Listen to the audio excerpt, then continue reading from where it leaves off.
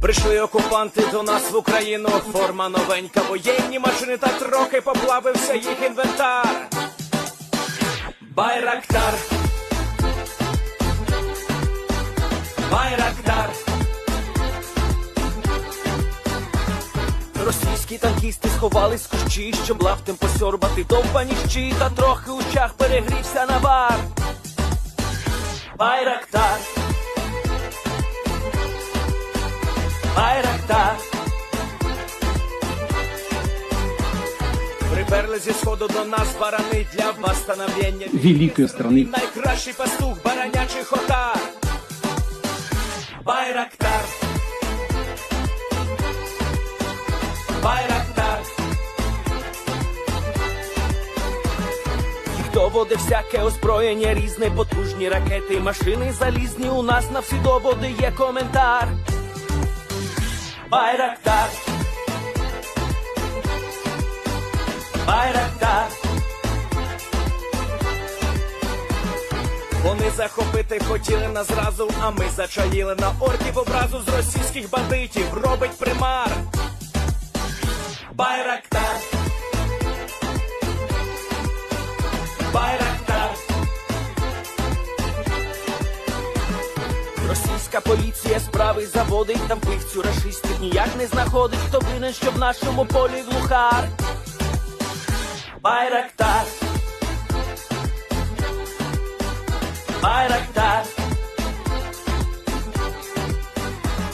Веде пропаганду кремлівський урод, слова пропаганди ковтає народ, тепер нове слово знає цар. Байрактар. Байрактар. Байрактар. Байрактар. Байрактар.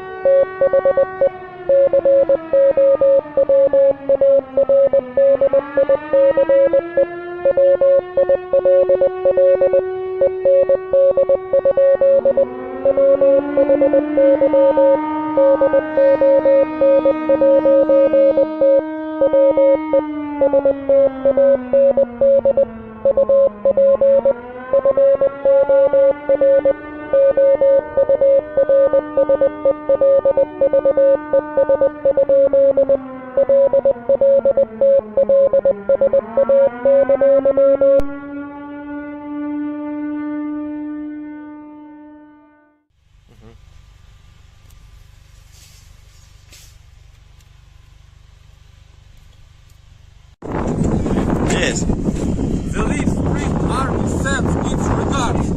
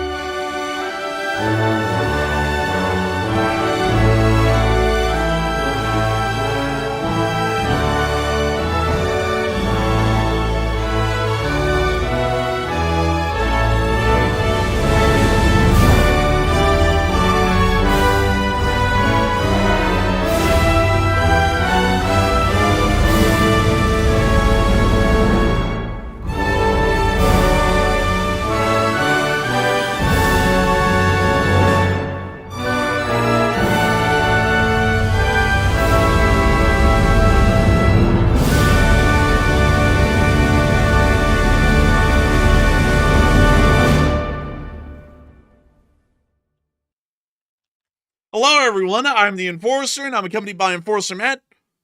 And good evening, folks. It's Enforcer Matt, and welcome back to day 1199 of the War News stream. And tonight we have very big news coming out of Ukraine and Russia. We have seen Ukraine launch a brand new series of strikes on key Russian sites, including air bases and airports. Also, a massive fire is broken out at the Engels airbase at the fuel storage depot. And also, Iran suffers widespread power outages today amidst a very mysterious incident. It's good to see you all once again. And of course, we're going to be covering the past 24 hours of news from around the world. As we have been able to hear, the Ukraine has blown up a significant strategic Russian site near to the area of the Engels airbase. As we've been able to get information just about 16 hours ago that a significant fuel depot used to house a large amount of aviation-grade jet fuel for the Russian bombers of the Russian Air Force has been targeted and destroyed by Ukrainian armed forces again, with significant fires and billows of smoke pretty much covering the entirety of the cities of Engels and Saratov over the course of the day. Meanwhile, we've also been able to hear in additional news that the Ukrainians hit a high voltage line near to the area of Saratov, and they were also able to conduct larger attacks on the city of Moscow and Ryazan itself, with a carpet plan being rolled out for the Russian international airports within the southern area of the city of Moscow. Meanwhile, we've also been able to see that satellite pictures and a confirmation has proven that a significant drone factory in Dubna was hit and damaged significantly.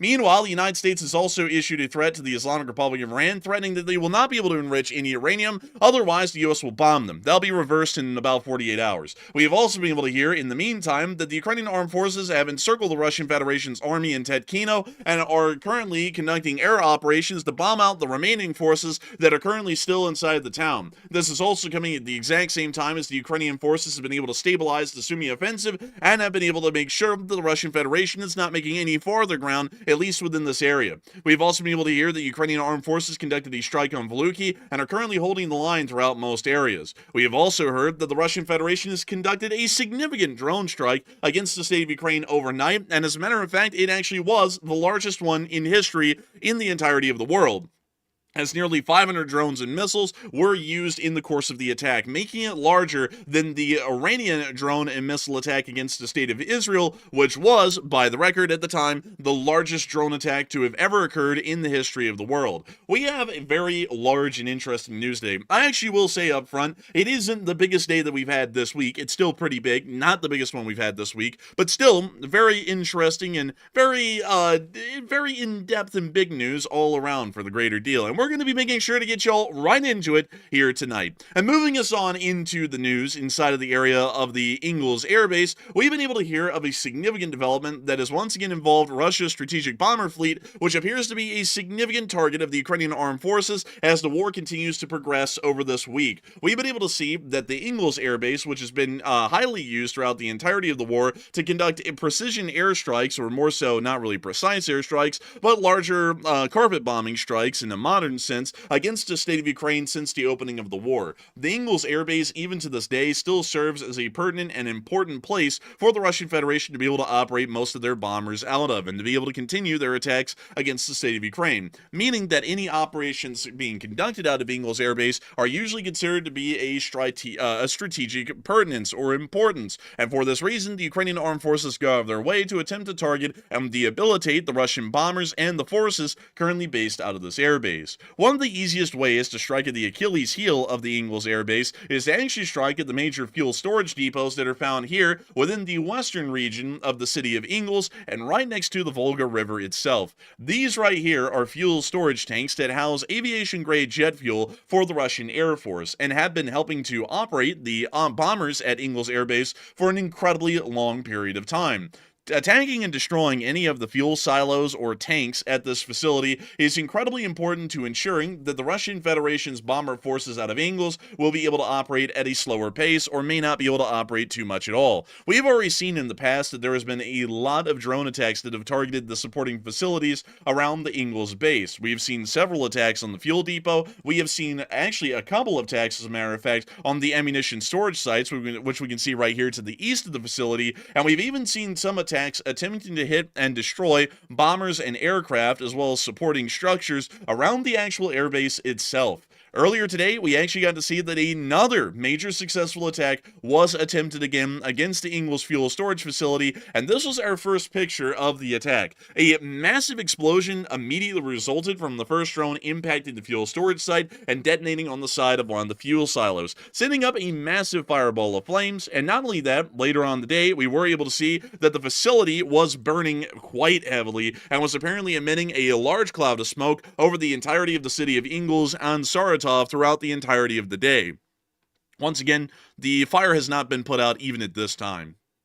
Damn, son, they've hit the whole thing. They got the whole, the whole canister. I don't know why I have a hard time with that word. Canisters, barrels, whatever you want to call it. The above ground storage tanks are burning to the freaking ground. I call them silos, and I don't care if that's correct or not. Someone used to be a big stickler about that. They're gone now. I'm going to call them silos because they look like silos, they're shaped like silos, and they house fuel. It's a fuel silo. That's what I call it around here. That's what the LSA calls them. But beyond that, we were able to see additional video and picture evidence, as well of more fuel videos of the fuel depot on fire. We were able to see another picture right here showing us what appears to be 3 or 4 distinct points of impact where fires had broken out on the side of the silos and were burning the contents inside and also possibly spraying the fires throughout the rest of the facility. We also were able to see additional information and evidence of the fires once more, as we were able to see this clip right here taken a little bit closer to the actual fuel depot. From what we're generally understanding, this was taken on a larger highway near to the area, and we believe that it actually was this highway right here that this may have been filmed from. It does appear to be a 4-lane highway, which may be putting this somewhere a little bit farther up north, which you can see right here, but beyond that, it does appear that not too far away, the fires were burning quite prolifically, giving y'all a bit of a size and scale here about how big this fire really is as they continue to burn down the facility. My left ear loves this, but this is just terrible. I mean, look at that. Can you imagine the lungs? This is like at least 12 packs of Lucky Strikes right here. Man, I gotta tell you, man, if the Russians were ever smokers, this really proves it right here. It may just be the left ear hearing this, but it's both lungs that are feeling it. Man, you're taking it in the right ear, and instead of going right out the other, it's going straight into the lungs and causing cancer. But beyond that, we were able to see that the damage was quite significant. We are not able to say exactly what specific silos were hit out of the ones that we're seeing here on satellite, but we can confirm that at least 3 or 4 of them at the moment are on fire. With this in mind, the fire could spread from silo to silo, causing a significant amount of damage, especially depending on which direction the wind is blowing at this moment, and we could see that the already damaged fuel storage facility, which has been damaged prior in the past, may be damaged even more significantly at this point, and we may see that there's even less readily available fuel reserves for the Russian Federation's bomber fleet that is operating out of Engels at this moment. Paired with the fact that a decent amount of munitions were also destroyed at the facility several months ago, this is starting to combine to give us a picture that the Russian Federation's abilities to be able to operate strategic bombers out of Engels airbase may become limited in the future as the next weeks or months pass. It does appear that the Ukrainians are continuing a very concerted campaign, not only against the Russian bombers during Operation Spiderweb, but a larger overarching campaign of multiple attacks and different missions or sorties for the large part with their drone forces to be able to try and destroy as much of everything as they can of the Russian bomber fleets. And if that is the case, we may see that a large part of the Russian bomber fleet, perhaps 50% or more here in the near future, will have been largely disabled or knocked out of action, either due to being completely destroyed or lacking the prerequisite logistical abilities to actually fuel up and arm these aircraft for their strike missions against Ukraine, or even for their nuclear deterrence capabilities, which are considered a strategic lifeline of the Russian Federation. Moving on across the river, we also did get to see the fire at the depot from a good distance away. It was like some kind of a rising sun on the horizon, actually, from what the fire looked like from Saratov, and we can even see that up close right here. It was a beautiful fire. It's gotta suck for Russia. They have the refineries are still getting hit. They got the oil depots still getting hit, and also the fuel supply right here at the Engels Air Base. So it's just a triple whammy, really. It's hard to keep fuel in Russia, and it's hard to also export it. Man, it is incredibly hard for them to do anything with fuel. I guess you could say that they don't got that gas. But moving on from that, we also got to see that a Ukrainian drone possibly attempting to hit the Engels fuel facility ended up hitting a high voltage power line, possibly causing a limited blackout in the area. We're not entirely sure on that one. But we did get this clip right here from just outside of Saratov around the same time the attack on the fuel depots were happening. Oh my God. That was a lot more severe than I thought it was going to be. That actually scared me a bit. Man, I gotta be honest with you, man. That explosion was like near nuclear. Like, that was like a Tom and Jerry style explosion right there. I don't know what exactly it hit on that high voltage tower, but the explosive yield either on the drone or the subsequent electrical explosion was incredibly large, blew out my eardrums a little bit. But all in all, I gotta say that the atmosphere around that high voltage tower was electric when that drone hit it, for literal purposes and not. But moving on out of the area of Saratov, because we have been able to hear the significant attacks there, we also were able to hear that other major drone attacks were occurring throughout the rest of the Russian Federation, even all the way up to the area of the city of Moscow. As we were able to see in the city of Ryazan, some sounds of explosions and air defense as Ukrainian drones were flying over, once again confirming that this town did come under another drone attack by the Ukrainians overnight.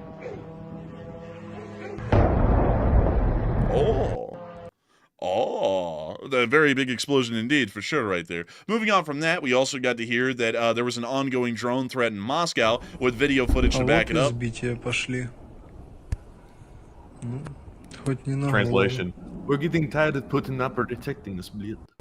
It's a very interesting thing how Moscow is coming under attack almost every single day. Not really a large amount of the drones, to be entirely honest with y'all, that attack Moscow make it through, but it still is interesting to note that they are attempting the attacks on Moscow. Nevertheless, they do cause a significant disruption to the airspace around the city of Moscow, as the Kaluga and Domodedovo airports had to roll out carpet plans once again, shutting down their air operations for several hours as the drones started to clear out of the way. This is once again showing us that the attack did did happen, and apparently there was a significant drone presence over the city of Kaluga as well, which is a little ways away from the capital city of Moscow. And we can actually see the city of Kaluga here, and its airfield right here as well. This is technically an international airport, and here in America, this is what we would call a small municipal airport, because it has exactly one taxiway to the runway and no off-ramps beyond that one. It also has one tarmac with no jet bridges at all. It appears that maybe a smaller Tupolev style commercial airliner sitting right there, and that is their terminal as well. This is actually a municipal airport for the large part, but in Russia, this technically qualifies as an international airport. And if you want to see what I'm meaning here, let me go show you all this. This is actually an airport that is close to us, and actually would be fairly close to that in at least size. This one right here. Actually, funnily enough, this one has a larger and more advanced taxiway and more storage facilities, even though this is generally considered to be a municipal airport. Oh, you're talking about the Birmingham International Airport? No, this is a Shelby County airport.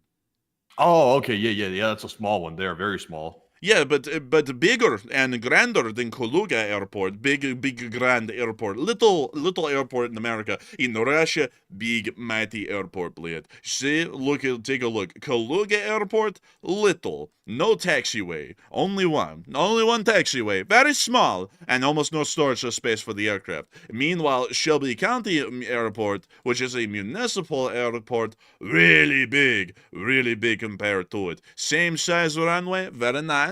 Multiple taxiways on and off runway, very nice. Large amounts of storage area, very nice. You don't get that in Russia. Big airport in Russia, little airport in America. Big difference. But moving on from that, and on out of that little bit of news about the carpet plans being rolled out for Kaluga and Moscow, we also got some additional information to follow through on a story that we actually got a little while ago, and this was one that we wanted to make sure to follow up on because we weren't able to get any satellite footage at the time, but it was something that we wanted to point out to y'all to make sure that we followed through on the story and showed y'all what kind of damage there was. Nevertheless, Ukraine did strike Engels airbase today, which fuels Russia's strategic bombers, and a lot of people are wondering, has Ukraine largely disabled Russia's strategic bomber fleet? And it seems as though a lot of people are saying that it's partially disabled but still functional. Some people are saying that it's effectively disabled as of now, and others are saying that it's a minor setback. But Matthew, what are people thinking about this, and what are you thinking about it as well? All right. So it looks like 51% of the audience, the most popular option here, was that the fleet of Russian bombers is partially disabled but still functional, even though it's been under heavy assault from the Ukrainians over the past week. While 24% said yes, it's effectively disabled now, especially considering the fact that Engels was bombed today, and that houses the fuel that's used to refuel those strategic bombers that were hit just a little while back. Also, about 13% said no, it's simply a minor setback for Russia, and they will still be able to launch attacks with the strategic bomber fleet. And I would say I'm generally with the majority here. I'm with the 52%.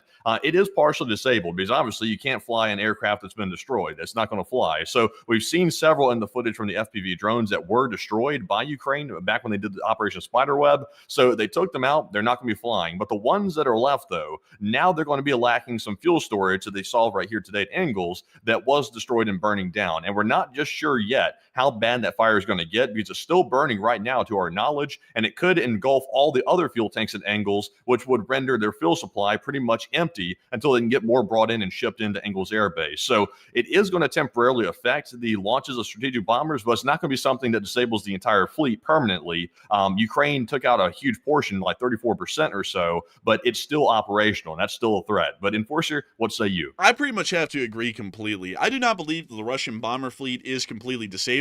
Now, I will put it out there that I'm thinking at this point, at least 40 to 44% of the Russian bomber fleet has been pretty much taken out of action, either due to being completely destroyed, like they were during Operation Spiderweb, which would make up about 34% of that number, and then about an additional 10% or 8% on top of that have been knocked out due to a lack of logistical abilities at Engels Air Base. That's what I would generally be assuming at this point, because it does appear that the Russian Federation's bomber fleet has been the subject of significant attacks by the Ukrainian armed forces over the course of about the past 2 weeks, and at this point, it also looks like like as a result of that, that the Russian Air Force is going to be greatly limited in strategic bomber abilities. This is going to be having a very big effect on the Russian Air Force in the long term, as they will not be able to conduct any strategic bombing operations against the state of Ukraine in the standoff capacity like they have been over the war, and it also means that Russia's bomber fleet has been cut nearly in half for its nuclear deterrence capabilities as well, which are both incredibly large and important things for the Russian Federation on a strategic level. Still, I would say that they're partially disabled, but still functional, so while they have had a decent amount of their abilities knocked out, that doesn't mean that they're entirely down and out for the count, at least at this moment. If the Ukrainians want to be able to make that claim, they're going to have to get about another probably 30% of the Russian bomber fleet, and then we could consider them practically destroyed or completely disabled, even if there was still around 30% of them left operational. But moving on out of that poll and on into the rest of the news that we got up in the area of Dubna, I have to bring y'all up to the town of Dubna. It has a stupid name, to be entirely honest with y'all. I think the name of Dubna is pretty dumb, and also the urban planning in Dubna is pretty stupid. So in this entire town, the urban area that has the commie blocks here is on the southern end of the Volga River, which is right here. And then on the northern end of the river, we have another urban center next to the engineering plant and also the drone production facility, which we pointed out to y'all in the past, and we showed that it actually was hit within the area. This is something that I gotta say, as far as urban planning goes, I just can't believe how bad this thing looks. And if we drop y'all down on Street View, it is a very interesting town. This is what it generally looks like. That is pretty bleak looking, honestly. It is bleak. It is commie. It is everything that you would think Russia would be. But if y'all don't believe me on that, let me just drop y'all down over here into the Shlam, because this is what it looks like over here. Practically North Birmingham, which is a pretty rough one. So beyond that, pretty interesting to see that this is the city where they were producing a large amount of drones, and it was in this building right here. I also have to say it's a little bit weird that their drone production facility appears to have had 2 helipads. I don't really know what the helipads were actually for, to be entirely honest with y'all. I tried to figure out what those were used for. Couldn't really get an easy answer to that question. And also there appears to be some sort of like a hardened underground earthen shelter near to the drone factory as well. The whole facility is actually incredibly confusing because this is confirmed to be a drone production facility. And this was the exact geolocation that I was able to get a little while before the stream. And then after the stream, I was able to double confirm it about a week ago that this is the facility. And it was hit badly. Let me go show you all the damage to the drone factory. We can account for 1, 2, 3, 4, 5, 6, 7, 8. What appears to be at least 8 individual areas of burn damage or distinct hits made by Ukrainian drones during that attack on the Dubna facility. Once again, we can also see by the geolocation that this is the exact facility that we were looking at on Google Maps. We can see the 2 helipads to the southern side of the complex. We can see that hardened ammunition shelter looking thing on the eastern side of the complex, which is right here. And we can also see the tree line, which was right behind it, along with the small dirt road that was hidden directly under the trees. All of that lines up exactly with what we're seeing right here, meaning that this is, a matter of fact, the same drone production facility that was hit about a week ago that we were able to geolocate here on stream. But still, the damage is quite significant. If we were to assume that several drones hit this building, all in distinct grid-like patterns throughout the whole facility, we can assume that a lot of its production abilities have been knocked out. If we were to say that one drone hit the facility and all of this smoke or largely visible damage on the roof is from fire damage, that also means that the inside of the facility has been completely burned out as the fire appears to have spread from end to end, pretty much unobstructed. Also meaning that the drone production facility has been knocked out, meaning that the Russian Federation, at least temporarily, will be dealing with a smaller supply of incoming drones on a daily and weekly basis until they're able to find a way to make a replacement factory, if they ever can. Also, I wonder if that facility was used for something else before they turned it into a drone factory, because like you mentioned, they have the helipads outside, and also they have a hardened shelter, which looks like it could be used for maybe ammunition storage or something of that nature. So I wonder if it was converted to a drone factory sometime down the road, and it started off as maybe like an ammo factory or something. That's a good question. I'm not exactly sure on that, but it has a very weird and distinct kind of a layout that you don't really see anywhere else, especially with the helipads and that hardened shelter of some kind to the eastern side of the facility. Also, before we move on, did y'all just notice, like, I just noticed this before we were about to zoom out, they have a city beach. And it's like a small little dune of sand that sticks out into the water.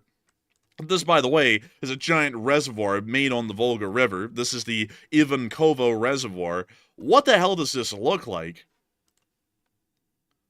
I would not Oh, it's swim in actually that not that water. bad looking, actually. No, I wouldn't touch that water, though. I mean, it's right next to these industrial places. I can imagine what's in that water. Bro, that water is doo-doo brown. That's like getting close to like sweet tea colored water right there. Ugh. I know that lake water generally looks like that, but I'm not one to swim in lake water. I generally am pretty picky about what I swim in. And I mean, look at that. That's got like a Coca-Cola tent to the water there in the Volga River. And What also, the? why is that guy standing like a kangaroo ready Yeah. to drown you? Damn. Also, well, I won't say nothing about that, but yeah, he's literally standing upright in the water like it's not even deep right there. He's literally like barely up to his waist. Dude, he's just standing there. He's going, yoo-hoo, I heard that someone wants to get in the water with me. It's like, no, I'm good, dude. Like, it's like, nah, you just stay out there. You just chill like that. I'll be honest with you, though. That's a little shocking to see that they have a tiny city beach right there. And then they also have the abandoned sunken barge being used as a pier, apparently, also down here as well. Anyways, we're going to be moving on from the city of Dubna because we have more big pressing news to cover. Like, for example, what's been going on down in Iran? Because we have to move to the Middle East really quickly to make sure that we can get to that and talk about that before we get on into the rest of the news. But before we get on into the Middle East, I want to ask you all one more question. Ukraine attacked Moscow yet again today with drones. How long will the Moscow elites tolerate this before they start to get a little angry? And it appears that a lot of people, 50%, are saying that they don't really have a choice, but others are saying different. And Matthew, what are people thinking about this, and what are you thinking about it as well? All right. So now that Ukraine's been launching weeks and weeks of major attacks on Moscow using drones, and I believe these attacks are pretty much designated and designed to wear down the Moscow public population. That's what I believe these are for. They are, of course, hitting things that are crucial to Russia's military industry that are around Moscow, but it is affecting the airports, which affects the civilians, and also the daily life in Moscow. It actually causes a lot of disruption. So I think that is going to have an effect. And it looks like 50% said the Moscow elites really don't have a choice to tolerate it or not. They'll simply do what they're told, and that's the end of it. While 31% said that they won't tolerate it for much longer and will probably start speaking out or rioting about the issue. And 14% said they will always tolerate it because that's the way they are. And I would say that they do have a choice, but it depends on how many in Moscow are willing to take that risk. Because, of course, speaking out in Russia, even if you are a Moscow elite, it's extremely risky, and you could find yourself shuttled off to a Russian prison out in Siberia and never heard from again, which is something that most Russians don't even want to face. So I'm going to say that there's probably a big portion of Moscow, or at least a percentage of people that won't tolerate it for much longer, but probably not enough to cause a dent in Putin's regime. That's my guess, because most people in Moscow have shown a propensity not to really stand up for their own rights or their own livelihood, basically. They'll do what they're told. So I'm kind of on the fence. But Enforcer, what say you? I would have to say that, in my opinion, I would have to be with the 50%. They really don't have a choice, considering that the Russian FSB, while being pretty much incompetent on their actual job of making sure to stop Russia from being attacked by foreign outside powers in a covert way, or trying to gather intelligence on foreign countries, which both of them they don't really do that good at these days, I would have to say that they probably don't have a choice in Moscow because the FSB actually is keeping an eye on all of those people. Moscow is a very large city, and a lot of the power in the FSB is actually centralized within Moscow because of that very population density outlay. And for that reason, we've seen that over the war, there hasn't really been a lot of uprisings or even riots or protests in Russia because the FSB puts them down with a rapid amount of force. And not only that, they do it very effectively. Even if you try and hide after they start cracking down, they will eventually find you, and then they'll try and imprison you for the longest period that they can.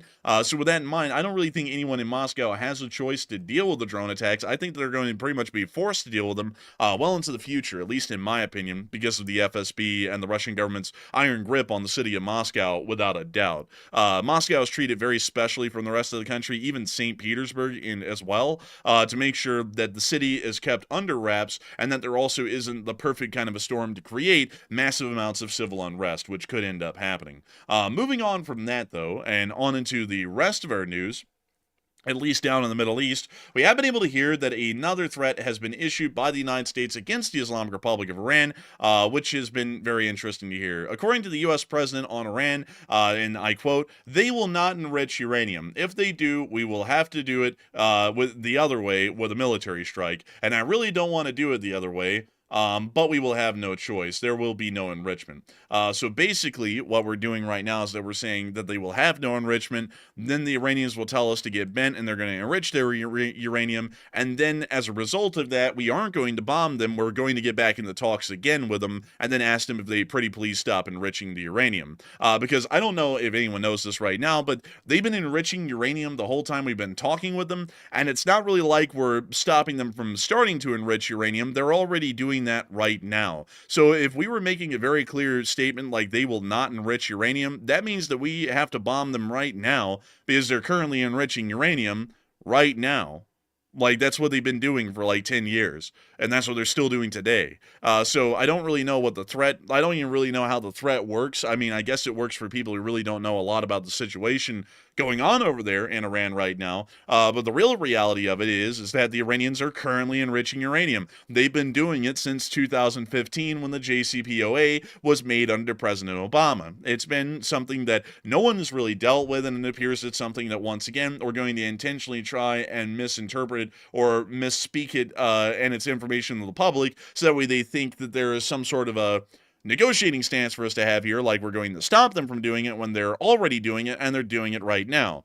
So I don't really know what's going to be going on as a result of that, but we also did get to hear today that inside the Islamic Republic of Iran, there was a significant power outage in some areas of the country, and it does appear that Iran is still suffering widespread power outages across their country, but there hasn't been any details given, either by outside sources or by the Islamic Republic of Iran itself. All we know at this point is that there is some sort of a major power outage impacting decent amounts of the Islamic Republic of Iran, and a lot of people have been putting in their thoughts on this one, and a decent amount of people are saying that it sounds like Israeli sabotage. Others are saying that it sounds like poor infrastructure, and others are saying that they want some more info before they make their decisions. But Matthew, what are people thinking about this, and what are you thinking about it as well?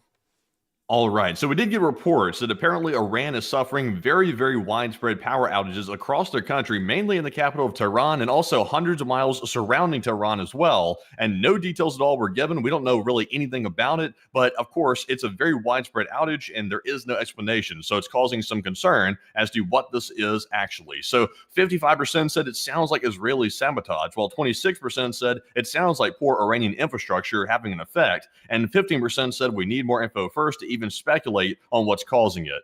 And I will say this, like I mentioned, there's very little details at all about what this is. But with it emanating from the capital and going out from there, it does sound like there could be a connection maybe to some type of sabotage, but we just don't have enough information yet. Of course, Israel would have a very good reason for doing that because right now they are trying to probe and test the waters because we're suspecting that maybe a large-scale Israeli strike might be happening on the nuclear facilities in sometime in the near future if the talks don't go well between the United States and Iran, which it sounds like they're not going really well. So if Israel decides to go against the United States and start attacking Iran anyway, then this could be some way to test how good their cyber capabilities are to take out large portions of the power grid inside of Iran for a softening measure before an attack. That could be it, but just not enough information to know right now. It's super preliminary. But Enforcer, what say you? I'd have to say that, in my opinion, I believe that it may be some kind of an Israeli sabotage. Generally, power grids going out, anything along those lines, is a incredibly difficult thing to happen on a large scale. And if it does happen, it's something that would be addressed if it was as simple as a power grid being overloaded at some point. There actually was a time, I believe, back in I'm trying to remember when it was. I believe it was actually 2003 or 2005, where a decent amount of the northeast of the United States was without power for about 3 days. And it was a pretty big ordeal when it happened, but it was easily explained. It wasn't any kind of sabotage. It was the fact that one major high voltage power line was down and out of power because it was under maintenance, and it led to the other two power lines having such a significant load put on them that the heat actually caused the wires to sag, and when they sagged, they came into contact with branches or limbs below them, and it actually ended up causing a massive short and knocked out the entire power grid for about 3 days up in that area. That is something that we clearly know, and if the Islamic Republic of Iran was dealing with something similar, they would easily come out and make a statement saying that one of our high voltage power lines is out.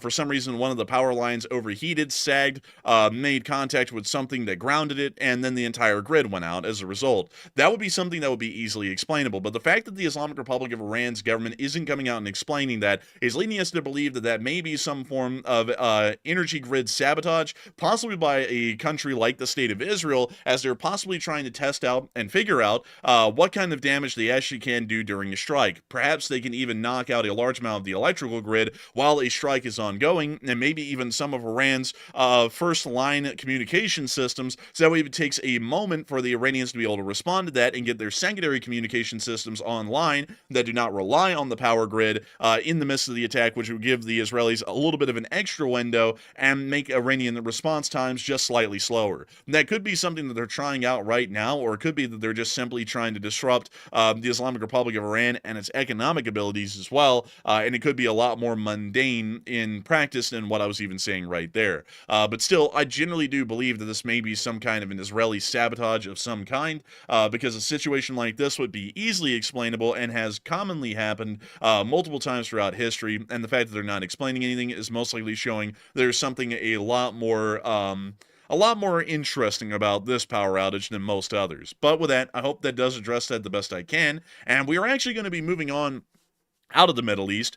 There is some things going on down here today. We didn't really get a lot of video and picture evidence about it. The Israelis are pretty much going all in on going against Hezbollah and Hamas once more. Unfortunately, we didn't really have a lot of video and picture evidence to show you all today of that. And we also do know that the U.S. is supposedly, at least according to the claim today, starting to ramp up pressure against Iran. But the thing is that I don't really count on that at all, because I'm not even covering this tonight, because it could be reversed in the next 48 hours, and it's really just a waste of time to spend like 20 or 30 minutes talking about whatever the hell the president's saying anymore. But today he's pissed off with the Ukrainians because he said that them bombing the Russians is just absolutely crossing the line, unlike the Russian offensive in Sumy that happened in the middle of the peace talks that just started with 50,000 men in it. Apparently that wasn't breaking the peace talks, which were still ongoing at that time. But the Ukrainians bombing 34% of the Russian bomber fleet, apparently that's too much, at least for today. And then apparently the president's also telling the Senate, or specifically his party in the Senate, to start ramping down the sanctions against Russia, or pretty much just not even try and press forward with them, because he doesn't really want those to go forward, because I guess, I don't know, he's scared of the Russians or something, so he doesn't want to do that. So there's not even, like, I would talk about that, like, I just want you all to know that I do know about this situation, we've heard about it, I would talk about it, but the thing is that that's probably going to do a 180 next week. Putin's going to call him a little bitch or something, and then we're going to be threatening to nuke the Russians, and then the whole thing's changed again, and then we have to change all of our news coverage once more over it. Or, for example, Elon could just become the president of another country, and then they go at it on Twitter or something. You just never know. Anyways, with that, we are going to be moving on to the rest of the news that we have for the night, and then it's going to be moving us on into some significant attacks that were conducted by the Russian Federation against the state of Ukraine overnight. And it actually was, a matter of fact, the largest drone and missile attack that has ever been seen in number in world history. Crazily enough, that actually happened last night. The Ukrainian armed forces were able to intercept and shoot down a large number of the incoming air targets, and we actually have the Ukrainian air defense report right here. Last night, 452 missiles and drones were fired into the state of Ukraine overnight. It actually is, just by a handful, quite literally, I think it's only like 20 or so, it's about 20 drones and missiles larger than the Iranian attack that occurred against Israel, which at the time set the record as the largest drone and missile attack that had ever occurred in world history. And it actually is a little bit shocking to think about that, because if y'all will remember, the Israelis, the United States, the Jordanians, and I believe the Royal Air Force were all involved in the defense of Israeli skies during that time. And we were able to shoot down a large amount of the incoming missiles and drones, but still a small amount of them made it through. What's even more shocking about this is that the Ukrainians absolutely had no coalition behind them helping them out to shoot down these drones and missiles, and they were able to claim an incredibly large number of the 452 drones and missiles that were fired in overnight. According to the information that they were able to shoot down 235 drones directly, and then they were able to take down another 171 of them through electronic warfare measures, meaning that they they shot down 406 of the 452 drones and missiles fired into Ukraine overnight, still meaning that around 48 missiles did make it in. 48 missiles and drones did impact their targets inside of Ukraine, and we did see a lot of that video and picture evidence over the course of the day, but that is still absolutely unbelievable that they were able to shoot down around 406 drones and missiles entirely on their own. I didn't show all of the clips and pictures that we had from that last night. It was quite a lot, and we would be spending pretty much the entirety of the stream showing y'all all of those clips and videos, but still, there was a lot that happened. We did get to see that some of these missiles ended up impacting the city of Kyiv. We could actually see one of them hitting right here in this film. Oh. A very massive explosion. We believe that that may have been some kind of an Iskander. A lot of orange smoke coming off of it, too. Сука. And we also got to see, speaking of orange smoke, that there were other targets hit throughout Ukraine, including the city of Lutsk, as we were able to see here, an incoming Russian missile popping decoys, which are flares, as they were making their way into the city and then impacting it. We can actually see another missile coming in as the first one impacts, and soon we'll see a second explosion onto the same target. Pretty much a double tap. Actually, we got to see the other explosion right over there. And we can see even more missiles coming in, popping more decoys as they're flying into the city of Lutsk, and further impacts throughout the entirety of the city. And this one clip alone, it accounts for about 10% of all missiles and drones that actually made it through the air defense and ended up hitting their targets, just in this one video alone.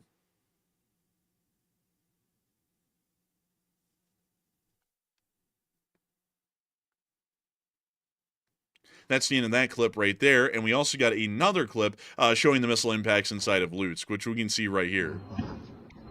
We can actually see the drone, the missile flying over as it's popping decoys and then impacting a facility. Man, that thing had like Mickey Mouse ears. Did you see that? Yeah, look at that. The mouse is everywhere. Send in the copyright lawyers. Bro, they're going to be sending the cease and desists. When you see the second missile hitting.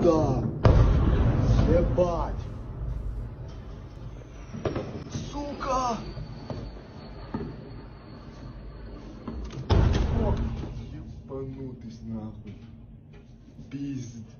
Those are some big hits, like a lot of munitions on that. Просто пиздец. Very significant hits, actually. Nevertheless, that is a large amount of the Russian missiles that actually made it through. Crazily enough, they actually made it through a large part of Ukraine by the time that they impacted their targets without being shot down, possibly showing that these kinds of missiles with the decoys attached and also enhanced abilities to be able to conduct evasive maneuvers in flight, which are not, like high G turns or anything. They're very slow, kind of like gradual turns right and left on the way to the target, pretty much zigzagging on their way to the target in a very slow way. Apparently has helped them to be able to avoid Ukrainian air defense somewhat well. We did get to see, however, that for one of the few times ever, considering that Patriot missiles are a little bit harder for the Ukrainians to come by these days, we actually did see a Ukrainian Patriot launcher launching off about 10 Patriot missiles on the air attack on Kyiv, which we could see right here. And we got just a little window into the whole thing right here, just a little small, like, mailbox view. Dude, this is like looking through the view slit of like a Bradley or something like that. Like we're watching from like a driver's perspective on an APC. And this is what you said. This was air defense. Yeah, this is a Patriot missile system. Oh, geez, it looks like something came back and went right to the source. It looks like it may have. We're not really sure if that Patriot system got hit or not. We didn't get any additional information on that at the moment, but it does appear that it may have taken a hit, possibly. It did fire off 10 interceptors before that happened, though. It does appear, though, that the Ukrainian armed forces, while getting hit heavily overnight throughout the country by about 48 drones and missiles, were able to shoot down the large majority of them, around 90%, meaning that the Ukrainian air defense still did wildly good for dealing with the largest drone and missile attack in history single-handedly, which is something that no other country has done so far. So I'd say that that interception rate was actually pretty impressive by the Ukrainians, considering that the last time Israel got attacked by an even smaller amount of drones and missiles, the entirety of the U.S. Air Force, the Jordanian Air Force, and the Jordanian Ground Defense Forces also had to help out the Israelis in stopping and intercepting a lot of those incoming drones and missiles. But moving on from that, And on out of that little bit of news, it is time for us to move on into the actual frontline news across the entirety of the Ukrainian front. And we actually have a pretty decent amount of it, and a decent amount of location unknowns on top of that. But before we get into all of that, I want to make sure that we get to a couple of questions from the chat. And I also have to say that another thing, I have to say this because this is pretty crazy. Once again, folks, we have had a peak viewership tonight of, I believe it was 12.1 thousand people here at the peak. Wow. And it's just absolutely crazy to see that we're hitting huge numbers pretty much day in and day out at this point. If you are new to the channel and you are enjoying it, please make sure to subscribe. We'd love to have y'all here. We love to know that y'all are here with us every single day, 6 days a week, as we continue to cover the news of what's going on around the world, pretty much 24 hours a day, 7 days a week. It's a big honor of ours, and we would like for y'all to join us on every single day's news coverage if you're new to the channel. And also, by the way, I believe that we've, actually, we'll save that poll for later. We're about to get to that news right after the question segment, so we'll save that one for after the question segment. And so with that, what do we got, Matthew? What do we got? All right, so jumping right into our super chat questions proper, the supporters of the night. The first one here goes to Scott Lyon, who puts in a $50 donation. And thank you very much, Scott, for that $50 support. And we do appreciate that very much. And we do appreciate you supporting the channel and helping to keep it running. And I'm trying to stall real quick. I was going back to make sure he did not leave a comment. He did not. He was throwing raw support, and we do appreciate that very much. And Enforcer, what say you? I got to thank you massively for the raw support and helping this channel to keep on running. Scott Leon, if it wasn't for folks like you, we wouldn't be able to make this channel possible. And while you didn't throw in a comment for us to address, which we always sadly miss because we always love to get to chit chat with the folks and either answer questions or just talk about interesting stuff with the folks who are supporting this channel, we appreciate the support nevertheless. It means a great deal to us, and I got to thank you greatly for continuing to support this channel and helping it to keep on running, because folks like you, without a doubt, are the ones who make this channel possible on a day-to-day basis and help us to continue to keep the Lee Spring Army's flag flying high and to say long live the LSA, and the LSA will never die. And so a huge thanks to you so much once again. I hope that does address that the best I can. And with that, we are on to the next one.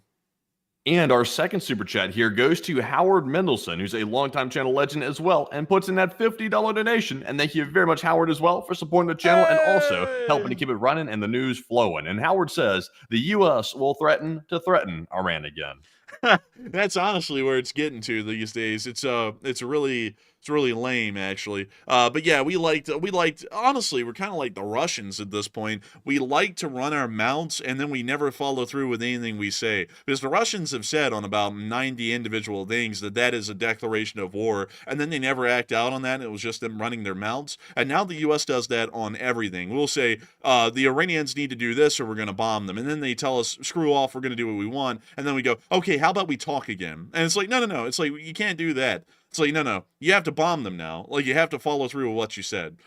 Because it's like, hey, it's like, if there was nothing wrong with what you said about bombing them, why have no lack of follow through? Well, why have a lack of follow through? Go ahead and start bombing them. And that's something that I just find really annoying from an administrative side of things, is the absolute lack of balls by the current administration. They like to pretend that they have balls, and then the reality is that they don't really have any. And we're just continuously looking weaker and weaker on every front, to the point that the country that I'm in, because we're Americans and I really love the country and I'm a big patriot of the United States, I feel like nowadays we're starting to look like a joke to literally everyone because of the absolute loudmouth lack of follow-through deal that's coming from the current administration and foreign policy. It's really annoying because I'll be honest with y'all, I actually thought that the worst thing that could happen was in the last administration, where we really didn't say anything and there was some follow through, but not really enough to actually deal with the situation. I thought that actually would have been the worst case scenario that we could have seen. And now we're seeing something even worse, no follow through at all, and then just a lot of mouth running, which looks even worse than not running your mouth and then having slightly very little follow through on anything.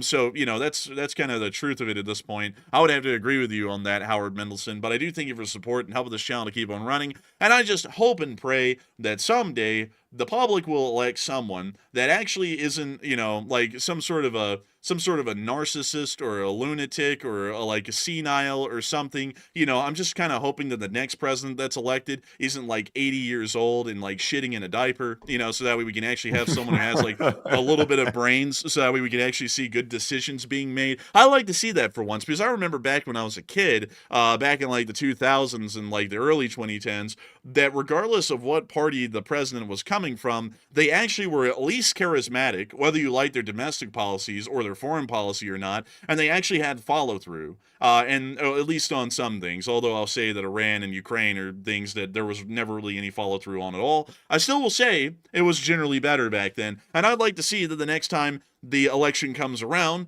that we were actually seeing boring people. I'm going to put that out there. I like to see boring people who actually are focused on doing the job instead of pretending like they're being elected as the reality TV host of the show America in a Shithole, and then actually run the country. That's all I'd like to see. I like to see two options on both sides of the aisle that fit that category, so that way people actually have a good run at the next election, and they're not picking some sort of a senile bat that doesn't know what they're doing, or they're just a little bit too stupid for the job. Amen. And also maybe some younger leadership too. That would probably be a good thing as well, just for a bit of a fresh perspective, because the no offense, like I know we got a lot of older folks watching our show, but it seems like sometimes it's better to have younger leadership. It kind of brings in a new perspective, not in like a way it's supposed to revolutionize the whole country. I'm not saying that, but just simply a new perspective. So that way, maybe the old way of decision making can kind of get refreshed a little bit, because it looks like the way we've been doing things is not working anymore. So maybe a little bit of a fresh perspective would sort of shake things up in a good way, not a disruptive way, but just a new, fresh way, maybe.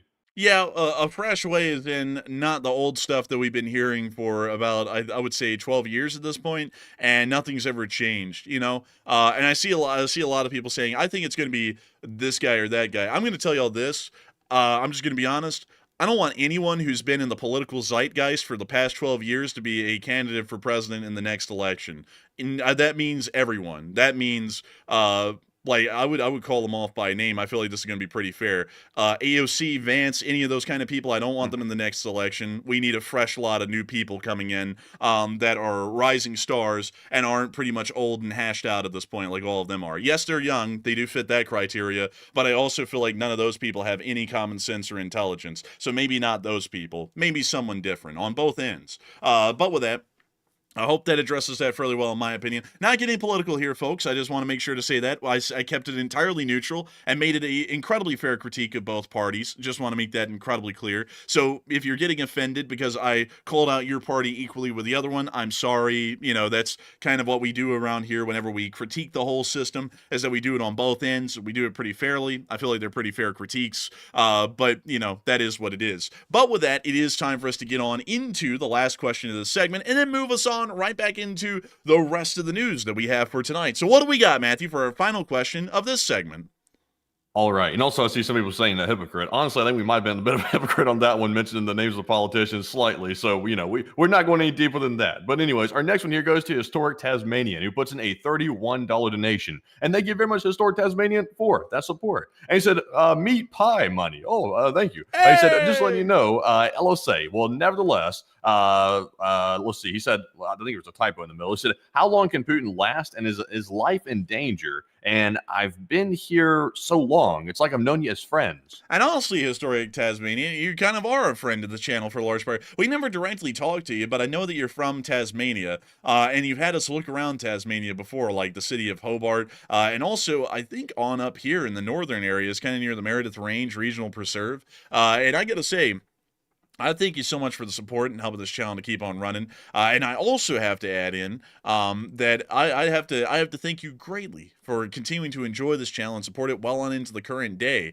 I would have to say that Putin actually could last for a good while, even from now. I have a feeling that if we were to say in the worst case scenario, how long could he be in power? I'd still say that it's going to be a couple of years still at this point until we see that he's eventually on his way out for the large part, even in the worst case scenario. That's what I would largely believe at this point. It appears that he is able to keep control of the domestic situation in Russia, and since he can do that fairly well through the FSB and the internal security forces, it will require a complete economic collapse that will start insurmountable public unrest that not even internal services could deal with for there to actually be some kind of a government coup that would attempt to throw him out. And that's in even the worst case scenario. It is entirely possible, much like Stalin with the Winter War that failed against Finland in 1939, that his power could actually be largely undamaged and remain intact even after the war, and the only way that he's removed from power is through his own death, most likely from old age or a stroke or something like that. So I hope that does address it the best I can, Historic Tasmanian. And thank you for the meat pie fun. That's actually something that we don't have a lot here in America, are meat pies. And I'll actually show you one because it's literally a pie, but with meat in it. And they're actually pretty decent. We had one of these in Britain before, but they're really good. I like them actually a good bit. And I got to thank you for the support for helping us to have a meat pie. Hopefully we can find one somewhere. And of course, make sure to eat well with one of these things because we really do like to eat well, you know. It's a great, wonderful thing. And so a big thanks to you so much once again. I hope that does address that incredibly well. And of course, we're going to be moving on to the next one. Also, really quickly, folks, I do have to say I did break the no politics rule a little bit by actually mentioning the names of people, but I also don't want people grandstanding for their person in the chat saying that my person's great or this one isn't. That was kind of more so lifting the veil on who I was directly talking about, on saying I don't think anyone currently around should be running for an election in the future. That was kind of lifting the veil on that. But I once again want to say, folks, we're not trying to do any political grandstanding on the channel or say that we lean towards the right or the left or anything like that. We're just here to report the news and cover what's going on in foreign policy and then analyze current decisions being made by the government, which is usually made by the majority party, and then say whether those decisions are good or not. We generally have a running framework on what's good and isn't. It doesn't change from day to day. So if they're doing what we think is good for the country and what appears to be a good thing, we'll say it's a good thing, and if it isn't, it's not. But still, I hope that does address that somewhat well and kind of lay out the groundwork there, considering that there was a little bit of a slip up on my end. But moving on from that, it is time for us to move on into the remainder of the news that we have tonight. And we actually have a decent amount of Frontline news that has come out over the course of the past 24 hours. Of course, I also have to say before we get into that there's one big piece of news that we still have to cover. Since Operation Spiderweb, there has been a great deal of pandemonium that has swept the entirety of the Russian Federation since the trucks pretty much dropped off drones right at the doorstep of those air bases and knocked about 34 to 35% of the Russian bomber fleet. We have seen that truck inspections have now become the norm throughout the entirety of occupied Ukraine and the entirety of the Russian Federation, as we were able to see at the Chunhar Gap, which is this little area right here, that there was a massive backlog of 18-wheelers that are currently being inspected for any kind of drones, bombs, or anything else. These kind of traffic jams are becoming incredibly common throughout the whole of Russia, and it appears to have brought all road-based logistics to a screeching halt as road traffic is now moving at a literal snail's pace, almost at a horse and buggy sort of a pace. But here's a clip showing y'all the length of the line to the Chunhar Peninsula. And it keeps going. That's unsustainable. They can't keep that up. I don't think they can, really, because let me go check this. Let's see, amount of freight by road in Russia. Let's see if we can find a percentage of that. Let's see here. Let's see. Yes. They don't compare it. Let's see, amount of freight by road versus rail. Let's do that, because those are the main forms of ground transport. Oh, bled. Oh, bled. Let's see. Dang, they don't really get us. They don't really get us any of the figures comparing the trucks to the rail directly, which is a shame, because it generally would show us that there's a heavy leaning more so towards the railroads than the actual truck-based logistics. Just for an example right here, from 2020 to 2021, in millions of metric tons, around approximately in 2021 alone, 371 million metric tons, which would equivalent to about 371 billion metric tons. Well, actually, actually not billion metric tons. That would be 371 million metric tons, which unfortunately I cannot do the translation to billions in my mind right now. For some reason, that just isn't working. Was transported in just coal alone on Russia's railroads. In the meantime, on the Russian truck-based side of things, let's see, and this is measured in ton kilometers. Don't you all love it when they use different forms of measurement for everything, so that way we can't really tell what's going on with what, and then they don't get us an easy graph to look at as well. I can tell you all generally, though, that about 35% to 30% of Russia's transportation of freight over land is done by road, not by rail. The remaining 70 to 65% of it is done by rail. Unfortunately, I can't actually get y'all a graph to actually show that and back up that statement, but I can promise y'all that that is the way the Russian logistical system works. With that in mind, considering that 30 to 35% of the Russians' logistical abilities over land has been brought to a screeching halt due to these 18-wheeler checkpoints and inspections, it appears that a lot of people are wondering whether truck screening efforts are going to start having a negative impact on Russia's ability to keep their economy running. And it appears that that a lot of people are actually saying that the effects won't really be anything rather than angry truckers. Some people are saying that it's going to be more restriction on the Russian economy, and others are saying that there's going to be a civil unrest among civilians. But Matthew, what are people thinking about this, and what are you thinking about it as well?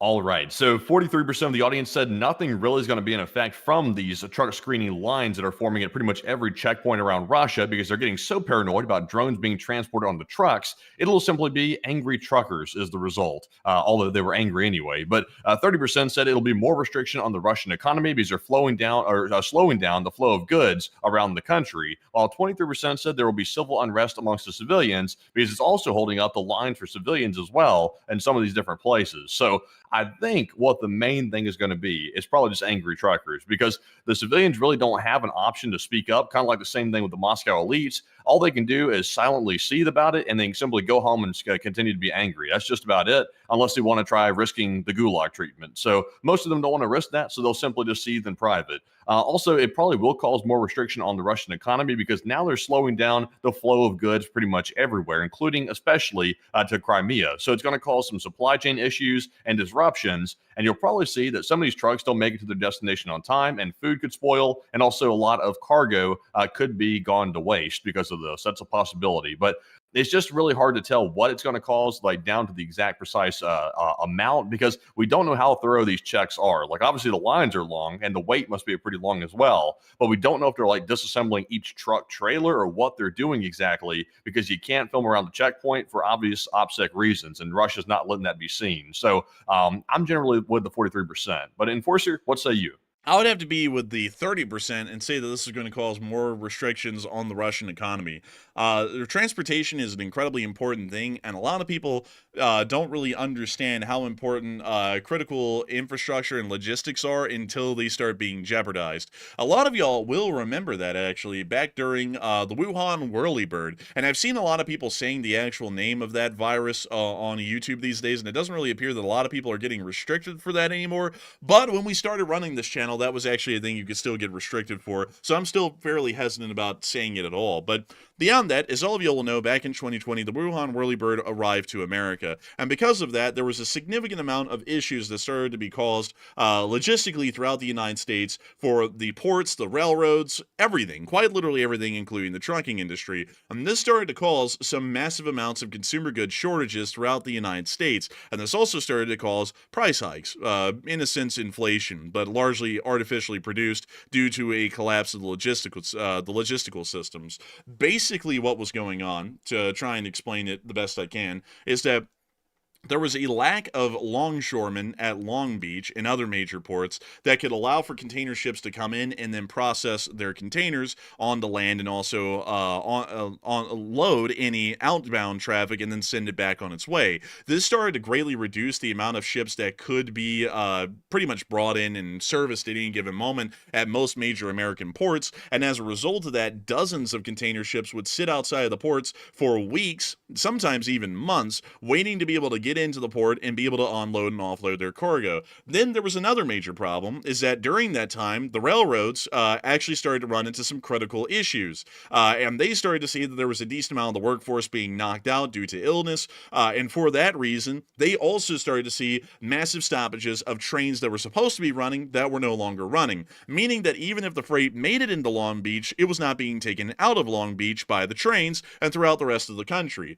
Then there was also the issue of the trucking industry, which also was being impacted by sicknesses in large amounts during that time, and also due to the quarantine procedures, there were a large amount of truckers who were not able to take any of the goods that were brought by the trains from container that were originally brought into the ports, and then take those to those final end destinations, meaning a massive amount of goods just were not making it to where they were supposed to be. And a lot of y'all would have noticed that during that time, the amount of supplies on store shelves, or the amount of goods on store shelves, started to decrease. That wasn't because the economy was going downhill or people were panic buying 24/7 for about the course of a year or a year and a half. It was literally because the entire logistical system had started to collapse at that point, and so the goods were just not making it to where they were supposed to be. There was also another big thing that happened, which was a railroad strike that occurred during that time, which was a great one, by the way, folks. It was actually a very interesting one because it was about railroad workers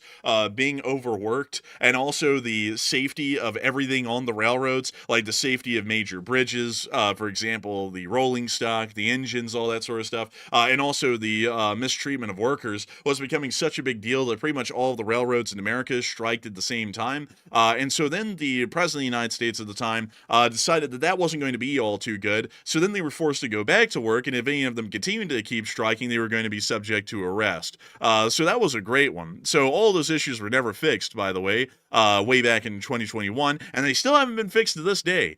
So those are still going on at this moment on the supply chain side of things with the railroads, which are about half of the ground transport in America. Really, technically, it's about 100% of the long distance ground transport in America. Actually, it's more like 85%. And the trucks make up pretty much almost 90% or 85% of all of the medium to short range distance hauls throughout the United States. Just kind of lay that out there to y'all. But beyond that, that is what kind of impact that had on the American supply chain system. And a lot of y'all were alive just a few years ago to remember that. So having all of Russia's trucks pretty much stop dead in their tracks, and a lot of these goods are not making it to where they need to be on time, considering that a lot of things work on precision scheduling nowadays, that means that a lot of places in Russia are going to start dealing with a shortage of goods. That also means that a lot of these companies are going to start raising their prices to make sure that they can pretty much artificially decrease the amount of demand for most of these given goods, meaning that the quality of life is going to decrease in Russia. The Russian dollar or the Russian ruble is going to be able to be stretched a lot less, which will start to create more of an economic downturn or a slow in economic activity.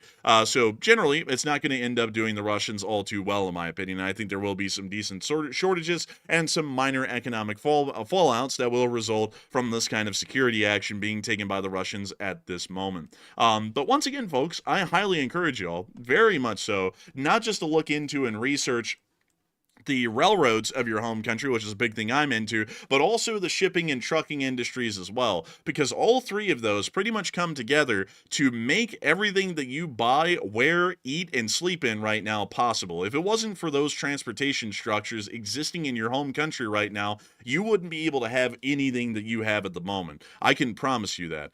So you might want to make sure to research that a little bit, because those things are wildly important, and they're good maintenance and upkeep, largely by government regulations and by the private companies themselves, pretty much makes most of the national economies in the first world that are possible right now a living reality every single day, and really in every single country around the world. But moving on from that, and on out of that news, it is time for us to move on into the front lines themselves inside of Ukraine. And we've actually gotten some very interesting news. The Russians have still been encircled inside of Tetkino, and the Ukrainians are literally just conducting turkey shoots at this point and dropping hammers and other kinds of ordnance onto them pretty much all day and night. We can see them knocking out most of the buildings inside of Tetkino and forcing the Russians inside the town to either give up or get bombed.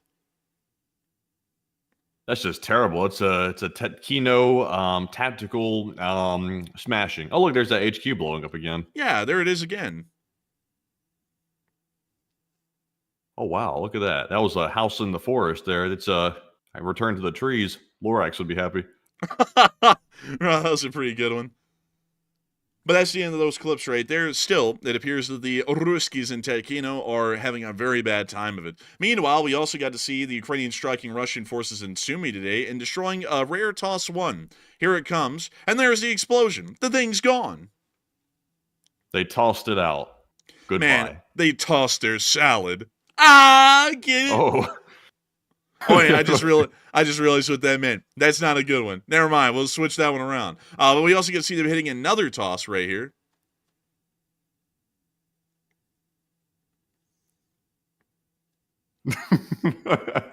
I saw someone else mentioned it, so it's good to know I wasn't the only one who thought of that. Threw that one right out there.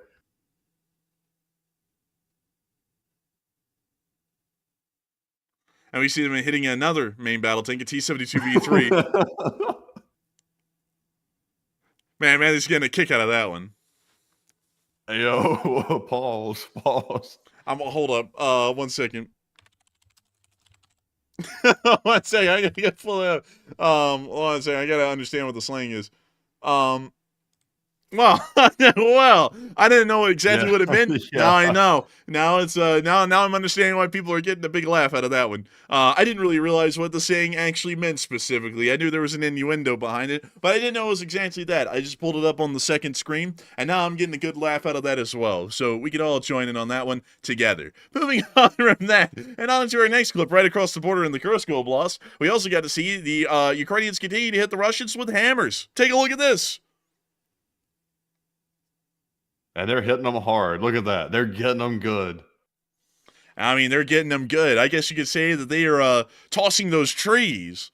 Then now that's not a slang statement right there. I think that's just a normal one. We'll have to probably Google that in a second, and it'll be on Urban Dictionary or something. But anyways, we can see them hitting another target right there. Wonderful to see. Moving on from that and further on down into our location unknowns, we also got to see what Russia's plans are for Ukraine in 2026. Or at least what they're saying it is. According to what we're hearing right now, Russia plans to cut Ukraine from the Black Sea in 2026, says Zelenskyy's deputy, Palisa. They aim to also take the so-called Luhansk People's Republic and the Donetsk People's Republic by fall, or the Donetsk and Luhansk Oblasts in their entirety, and set a buffer by the year end, and seize the Dniepro's left bank, Odessa, and Mykolaiv next year. So it does appear that the Russians have a lot on their plate, and they're pretty much going to be attempting to take about 50% of the state of Ukraine here in the future.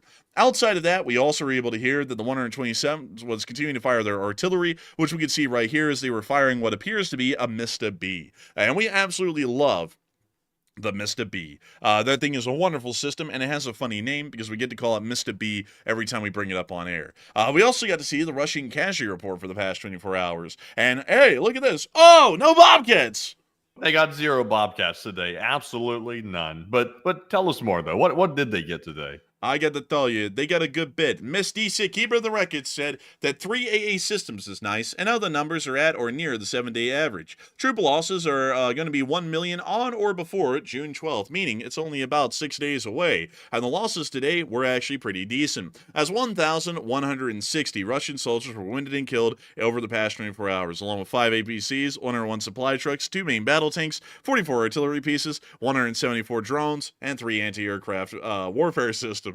All in all, it was a pretty good day, and I gotta say that it's great to see that the Ukrainian armed forces continue to inflict high losses onto the Russian Federation's armed forces. Meanwhile, in Voluki, we also got to see them hitting the Russians down here.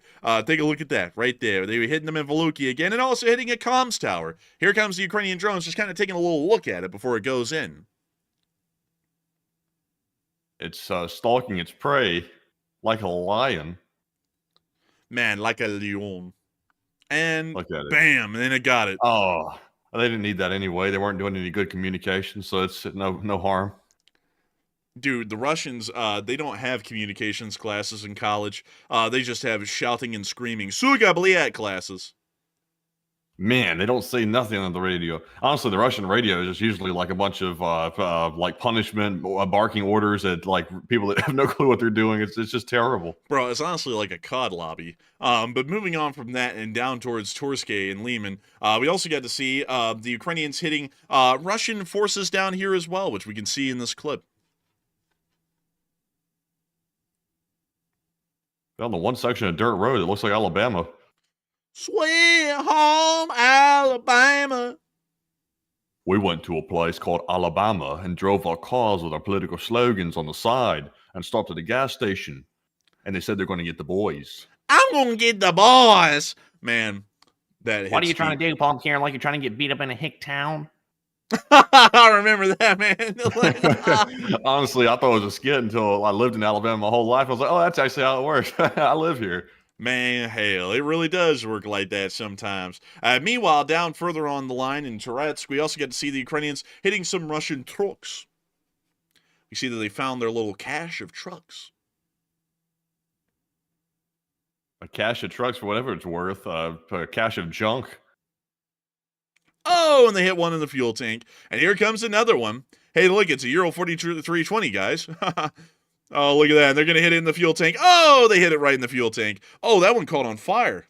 Pretty quickly, actually. And Code for Liberty said they had coffee made of snow. Here in America, they bought guns.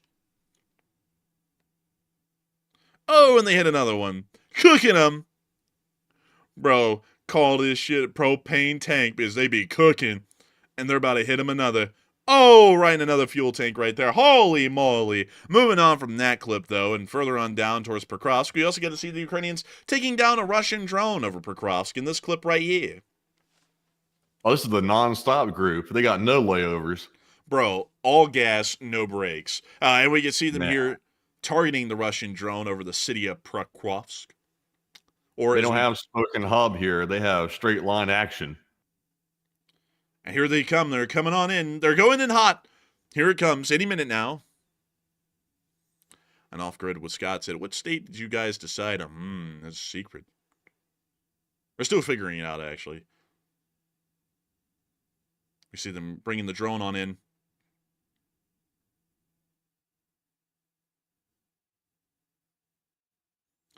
They're just lining her up. Nice and easy.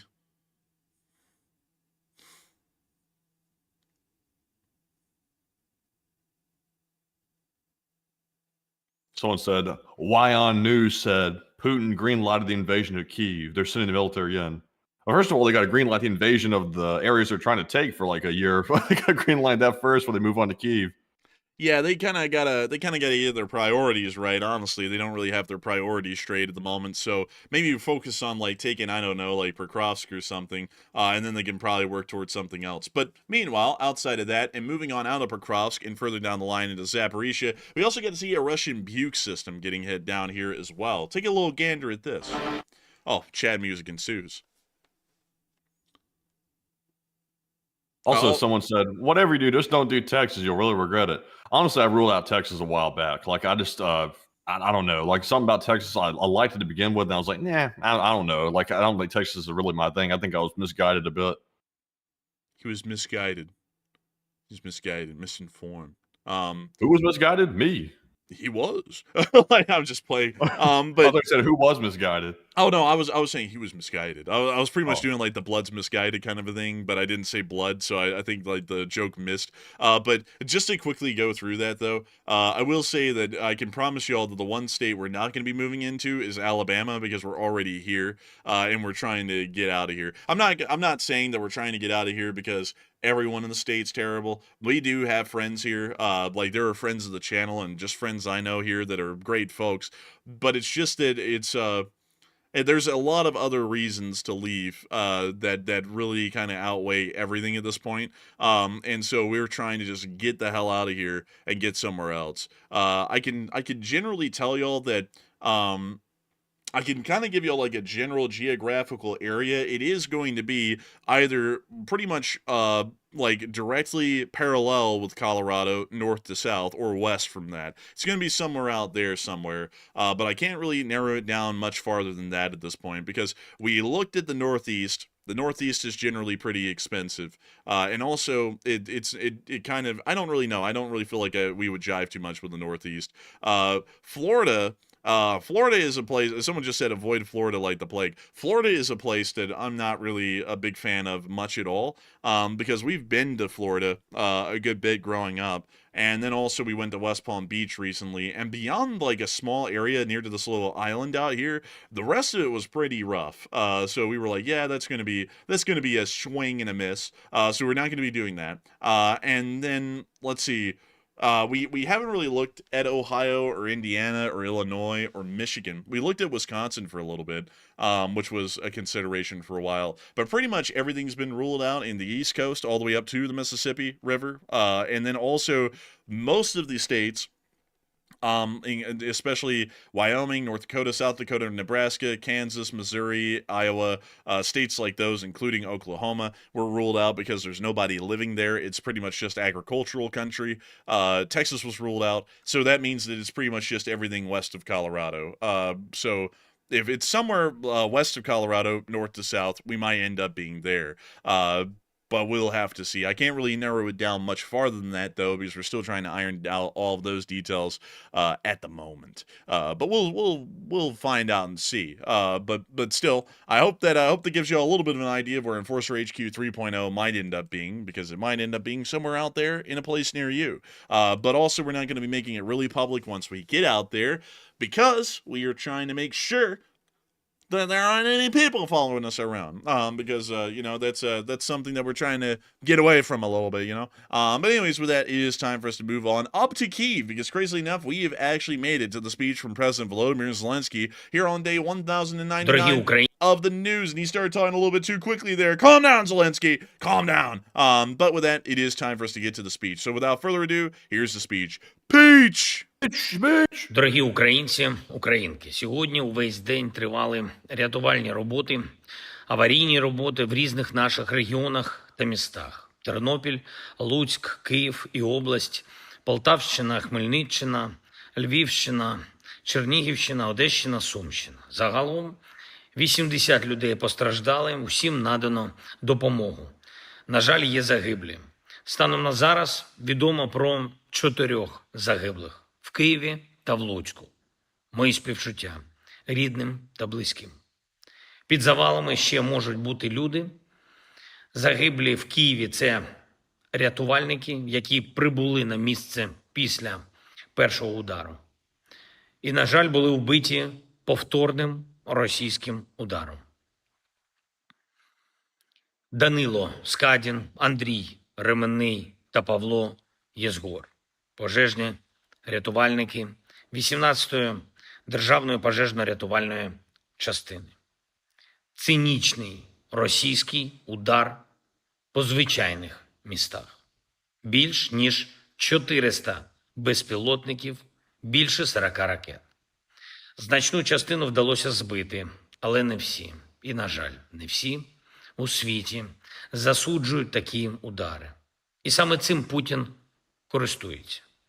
Він виторговує собі час, щоб продовжувати воювати.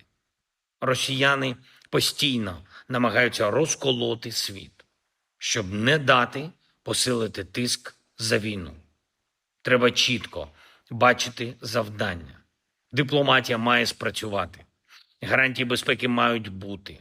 Мир має бути встановлений. І для цього потрібні початкові кроки. Зокрема, припинення вогню. Треба тиснути на Росію, щоб це було і щоб удари припинились.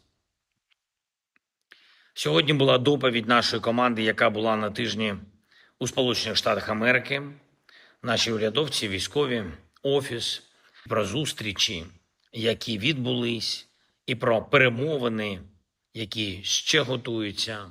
Вдячний всім в Конгресі, в адміністрації Сполучених Штатів, в американських медіа, хто розуміє, що відбувається і як можна завершити цю війну достойно та надійно. Провів також нараду підготовчу з дипломатами щодо заходів, які заплановані на червень.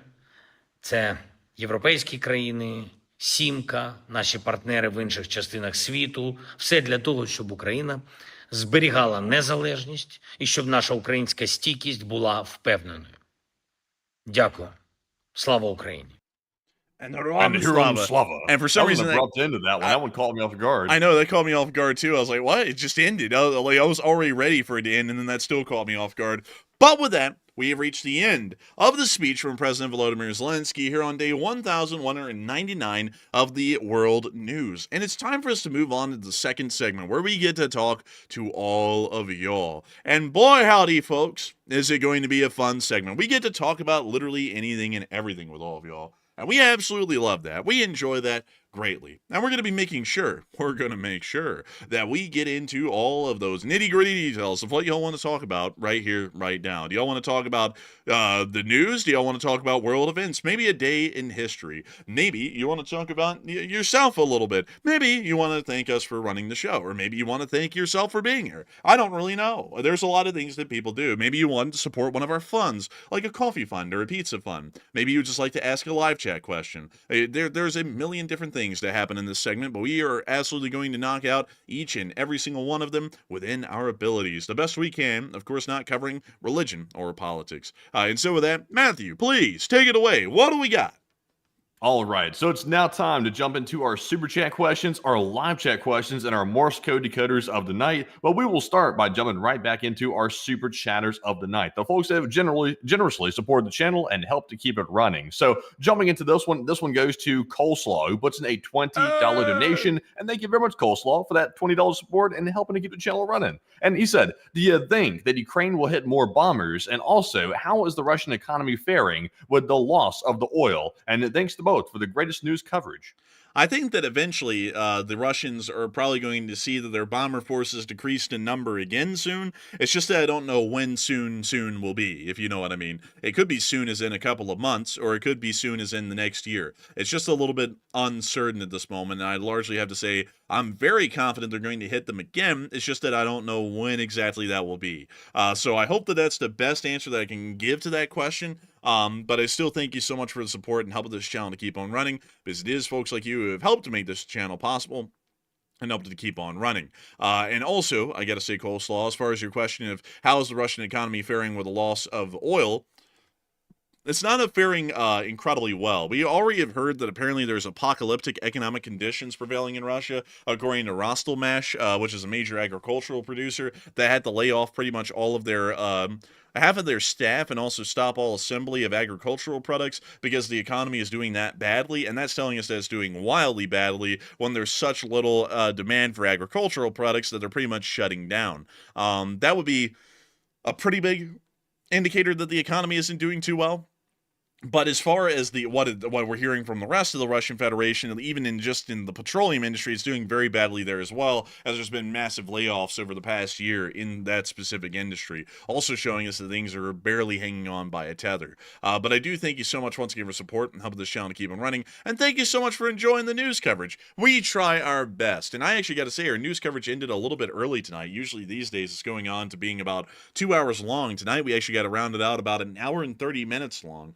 Which is pretty crazy. To be entirely honest, we had big news today, but we just didn't have a lot of news, so that's why I kind of ended it out a little bit earlier tonight. But I still thank you so much once again, because if it wasn't for folks like you, we wouldn't be able to keep this thing running 6 days a week, every single day at the same time, and to make sure to get the news out to each and every single one of y'all. And so a big thanks to you once again. I hope that it's just did incredibly well. And with that, we are on to the next one. All right, so our next one here goes to none other than Jose Diaz, who puts in a $20 donation. And thank you very much, Jose, for that $20 support once again. And he said, the Enforcer, the best YouTube informative channel. And I love the Enforcer Rabbit Holes, and love from Puerto Rico. And a big shout out to Jose Diaz. Jose Diaz from Orlando, Florida. And I got to thank you so much for the support and helping this channel to keep on running. Because if it wasn't for folks like you, Jose, we wouldn't be able to be here. We wouldn't have been able to keep this channel running for the whole time it's been running. We wouldn't have been able to. We wouldn't have been able to. And I got to thank you greatly once again for always enjoying this channel and supporting it and being one of the folks who make it possible for me to run the news and for both of us to go down into interesting rabbit holes. We go into wildly interesting rabbit holes from time to time. Sometimes Matthew talks about motorcycles or cars or something else, and then I'll talk about trains, usually exclusively, and maybe something else here and there. But I gotta say, I thank you massively for appreciating our rabbit holes. We put a lot of care and love into doing those, and we hope that people are greatly enjoying them. But still, I gotta say, big thanks to you so much once again. I hope that does address that incredibly well. And of course, if it wasn't for folks like you, we wouldn't be able to make this thing possible, and we wouldn't be able to keep it rolling. And so, huge thanks to you, massive thanks to you once again. And with that, we are going to be moving on to the next one. Also, by the way, I was speaking here in the live chat with one of our viewers living in Tampa Bay, who's a realtor, by the way, in Tampa Bay. So he feels very positive about the Tampa Bay, Florida market because, of course, he's a realtor. But he was mentioning about the real estate market and stuff like that, and also the new real estate rules, or at least I was mentioning that myself.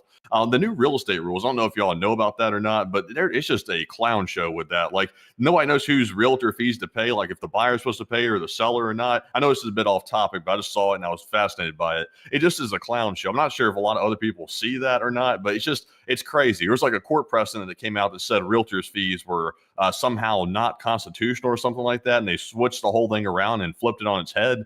And it's just a mess now. So I feel for the realtors out there because it seems like it might have messed with a lot of people's livelihoods, that whole switch up. I'm not sure. Are you aware of that, Enforcer?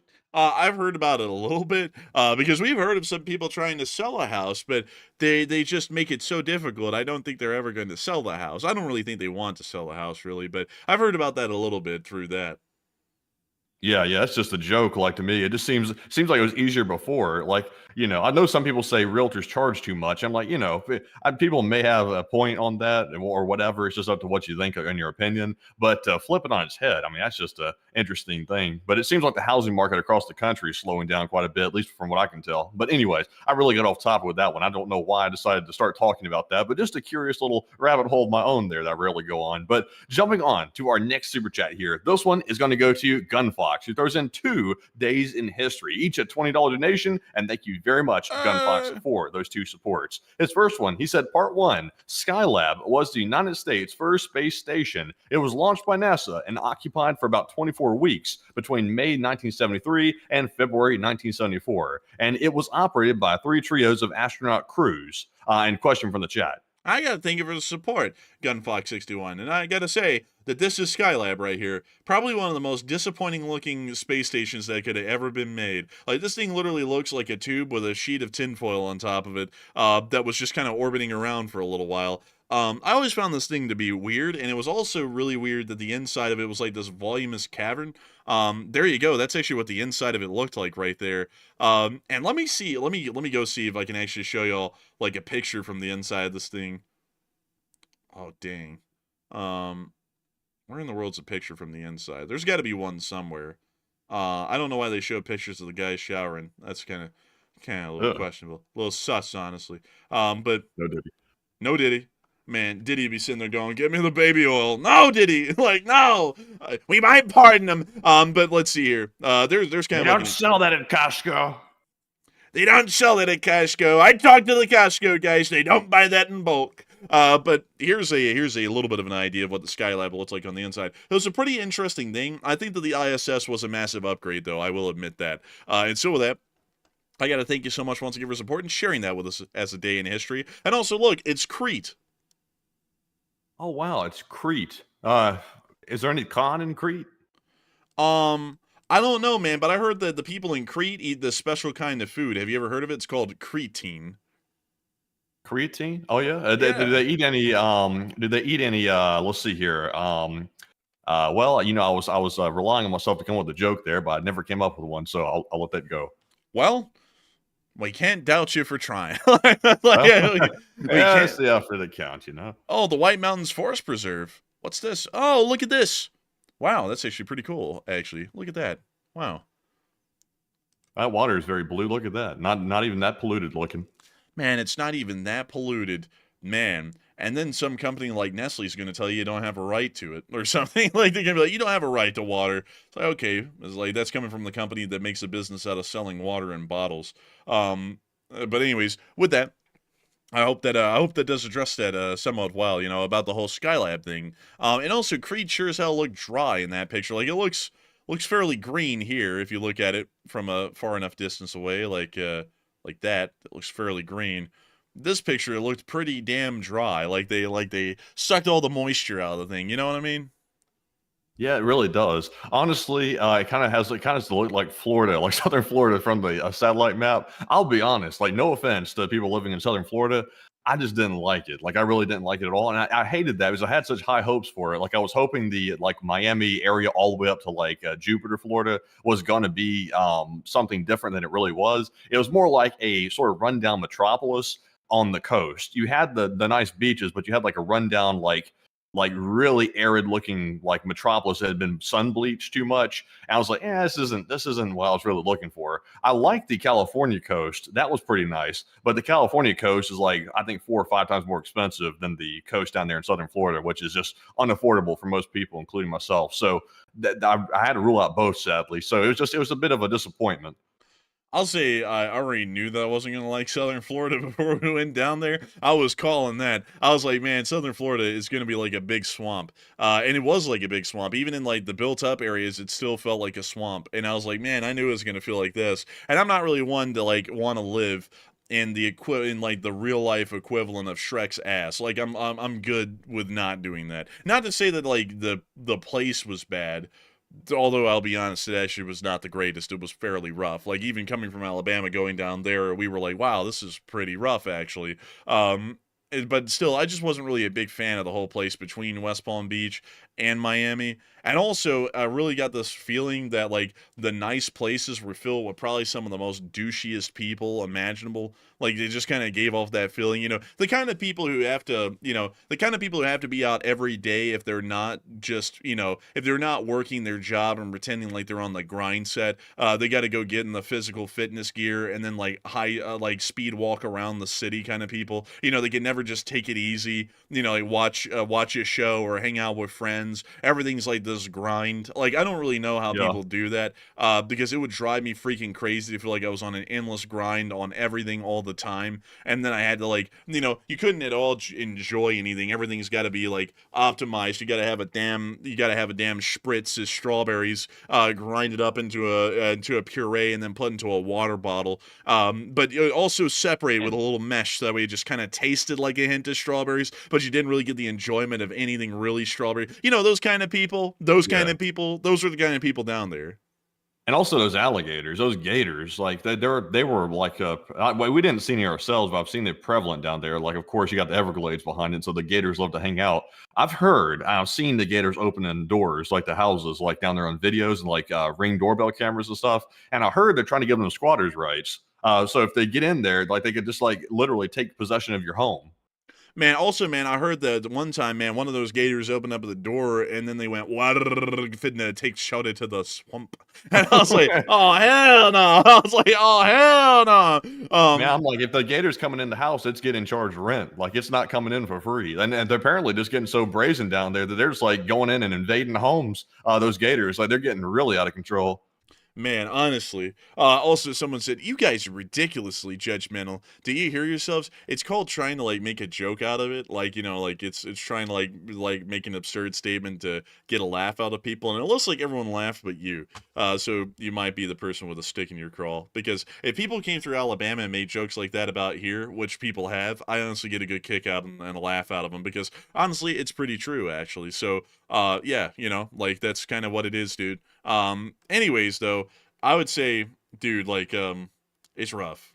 Like, it's rough. There's really no sugarcoating it, really, because we tried to sugarcoat it when we returned, and then we thought about it, and it was like, man, that really was rough even by Alabama standards, and it's really tough to do that, really.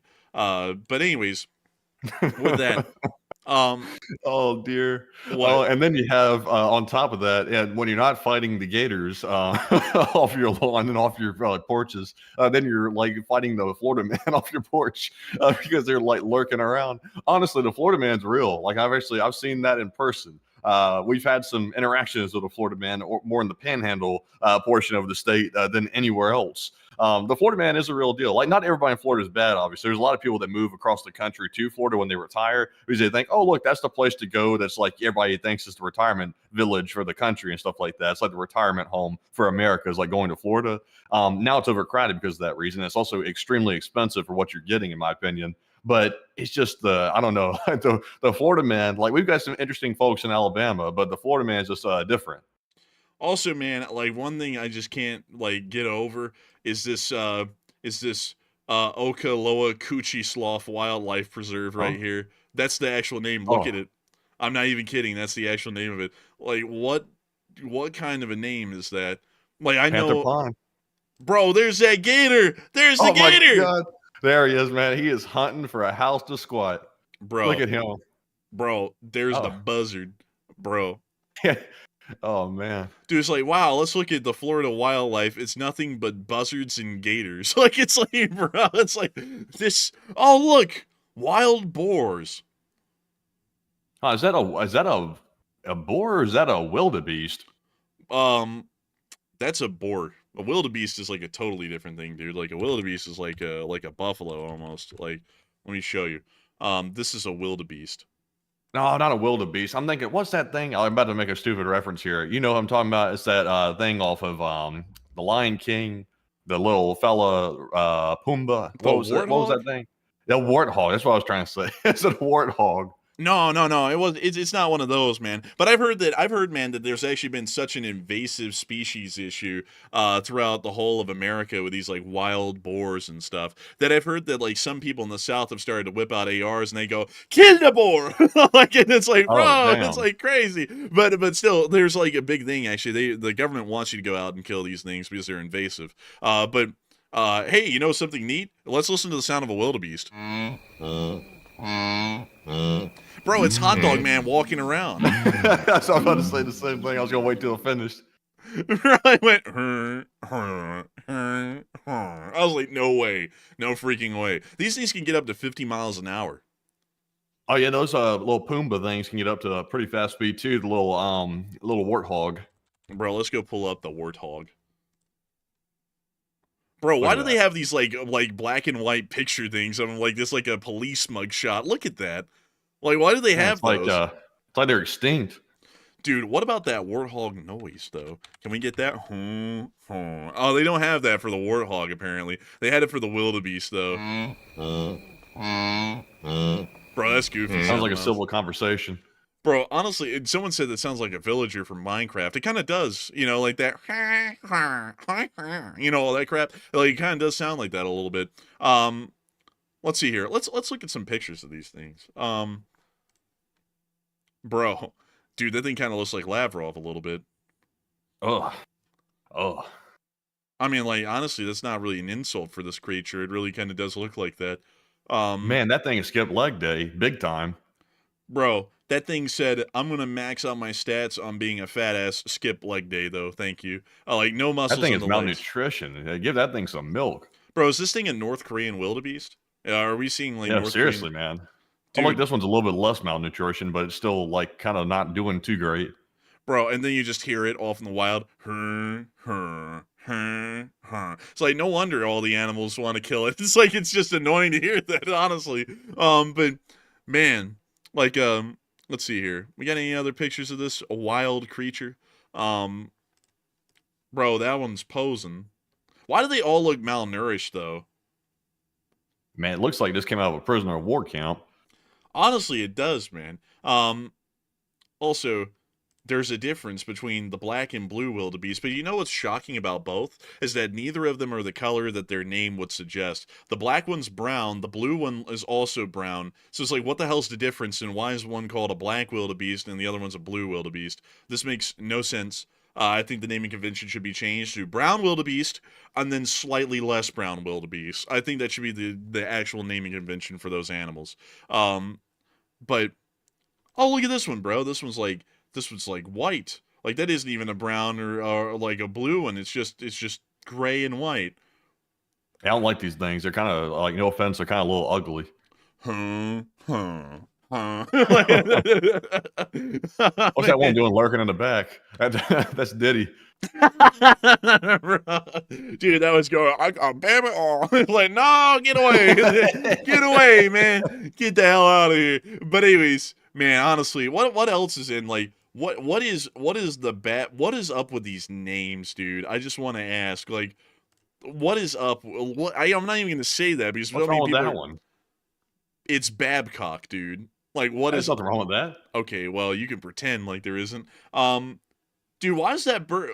Like, there's always a gator out there somewhere, dude. They're everywhere. Like, That's one thing I don't like about Florida is that here in Alabama you have to worry about snakes. Down in Florida, these freaking beasts, if you just don't notice them near a body of water, can just lash out at you and then start spinning like a Beyblade until your leg comes off. I don't like that. Also, what in the hell? That looks almost fake. I think it is, actually. I think that thing is fake. And they called it Lulu, like Lululemon. Anyways, we also have this deer. That's pretty common. Also this heron, or stork, or whatever the hell it is. Let's see, what else? We also have this gator. We also have these boars. And then we have a turkey. Oh, look at that. A turkey might be the normalest thing in the whole environment. Honestly, it, like, kind of is. We also have this herring. I think that is a herring right there. Or is it a red herring? Or it's a heron, actually. Not a herring. That's a fish. But yeah, lots of pigs, lots of gators. And also this deer that looks kind of shocked a little bit. But still. You'd look shocked, too, if you got caught in the field like that. That usually spells the end. Bro, I'd be going, huh? Like, bro, I'd be looking straight at the hunter going, huh?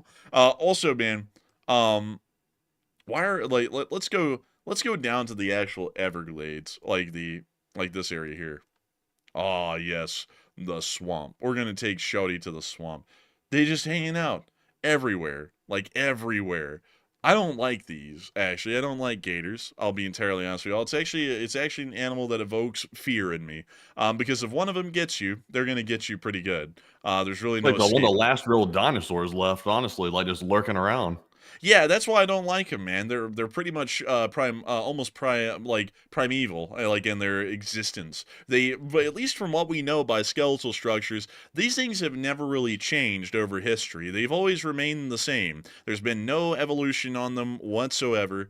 And it's like, it's a little bit wild to think that, because that pretty much means that these little critters pretty much evolved to be apex predators in their own right. So I don't like them for that reason. But anyways, I mean, just look at that. It's freaking terrifying right there. That's awful. Like, those things are just crazy. They're pretty fast, too, and they want to move fast. Bro. Oh, panther crossing. They Do they really have panthers down there? I heard they got a lot of cougars in Miami. What about panthers, though? They got any of those? I don't know. I think they do. I think we technically have panthers here as well. It's just that we don't see them often. Mountain lions. Yeah, you know, bobcats and all. But those aren't cougars. Those are just bobcats. Have y'all ever seen a bobcat before? Have y'all ever seen one? Here's oh, well, they okay. Well, they didn't give us any noises for those. But those are bobcats. We have those here in Alabama. No, we actually have mountain lions too, not just bobcats. Like, I've seen a mountain lion at a place I used to live at. Bro, we both lived in like the same places our whole lives. Why do you say that? Like, we No, you didn't live in one place I lived at. No, we've got those. We have those. Man, Yep, we got those. Mean. They sound so Those mean. damn cougars. Man, I tell you, man, those actually that's a mountain lion. That ain't a cougar. It said cougar on it. Bro, we about to be like that thing's got the. Yeah, it does say cougar actually. Yeah. So apparently mountain lions. I just got that wrong. Yeah, you're right, man. The mountain lions and cougars are like the same thing. I'm kind of stupid like that. Wait a minute. Go back for a second. What was that? Do you see that headline? It's Arizona man kills mountain lion to protect pet dog from animal attack. What it was? I'm assuming not his bare hands or something like that. I'm assuming he got it with a pistol or something. Well, let me check this out. Why are they making it sound like he strangled it to death? Oh yeah, he did shoot it. Okay, I was about to say. Yeah, I was gonna say, man, did he strangle that thing to save his dog? I was gonna be like, man, that's gotta be like a national story right there. We should have covered that tonight, dude. This thing though got the fear of God in it. These things are kind of actually scary. These things right here, this is the closest thing we've got to leopards and stuff like that, like tigers and everything like that. Yeah, they're getting there. These things are just these things are interesting, man. They get kind of big, like this one right here. Like they do get kind of on up there in size, and they also always look mean. And they also kind of look a little bit like Ron Perlman, which kind of adds to the fear that you would never expect like a old fuzzied up Ron Perlman to come and try and kill you out in the wild. So, that's another thing that's a little bit scary about these creatures. But yeah, I don't know. I don't know. They rub me the wrong way, folks. That's all I got to say. And if I ever saw any of these things in the wild and they're getting angry at me, I got 2 words for it. 44. That's my answer to the problem. Because, look at that. That thing's on a mission. Damn.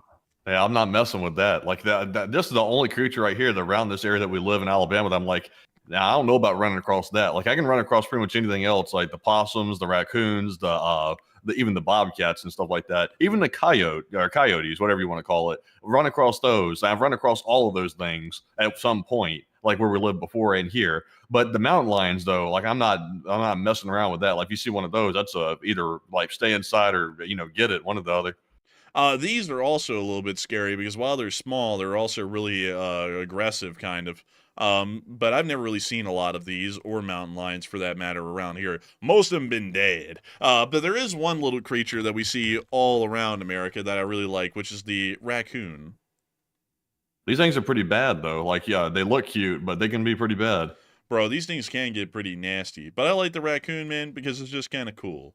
Like, they're pretty chill like that when they're chill. And they look like that until they get those teeth out. Bro, yeah, they do get those teeth out, man. I wonder if there's a picture of one. Yeah, like that. Yeah, like, there we go. That they you get bit by one of these things, and it hurts, and also they're going to get you with something. Look at that sweet one right there in that little video down there in the middle. Bro, look at that. Look at that. That one's very sweet. Yeah. See, that's why I like them, dude. They're kind of just like sweet like that sometimes, but then they get like angry, and then they turn into I like these raccoons. Like if they weren't so known for carrying rabies and stuff like that, I would like them if they weren't so angry. But they're just mad. Man, another animal that I don't like actually is the opossum. I don't like these.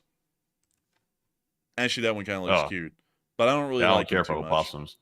You can't even eat these things. Like if you actually try to if you're like in a survival scenario and you try to eat an opossum and kill it, these things taste bad. Like they taste real bad according to people that I've heard that's eaten an opossum. It's bad. Like raccoon, everything else is okay. Kind of tastes like chicken sort of thing. But this thing does not taste like chicken. It tastes rancid.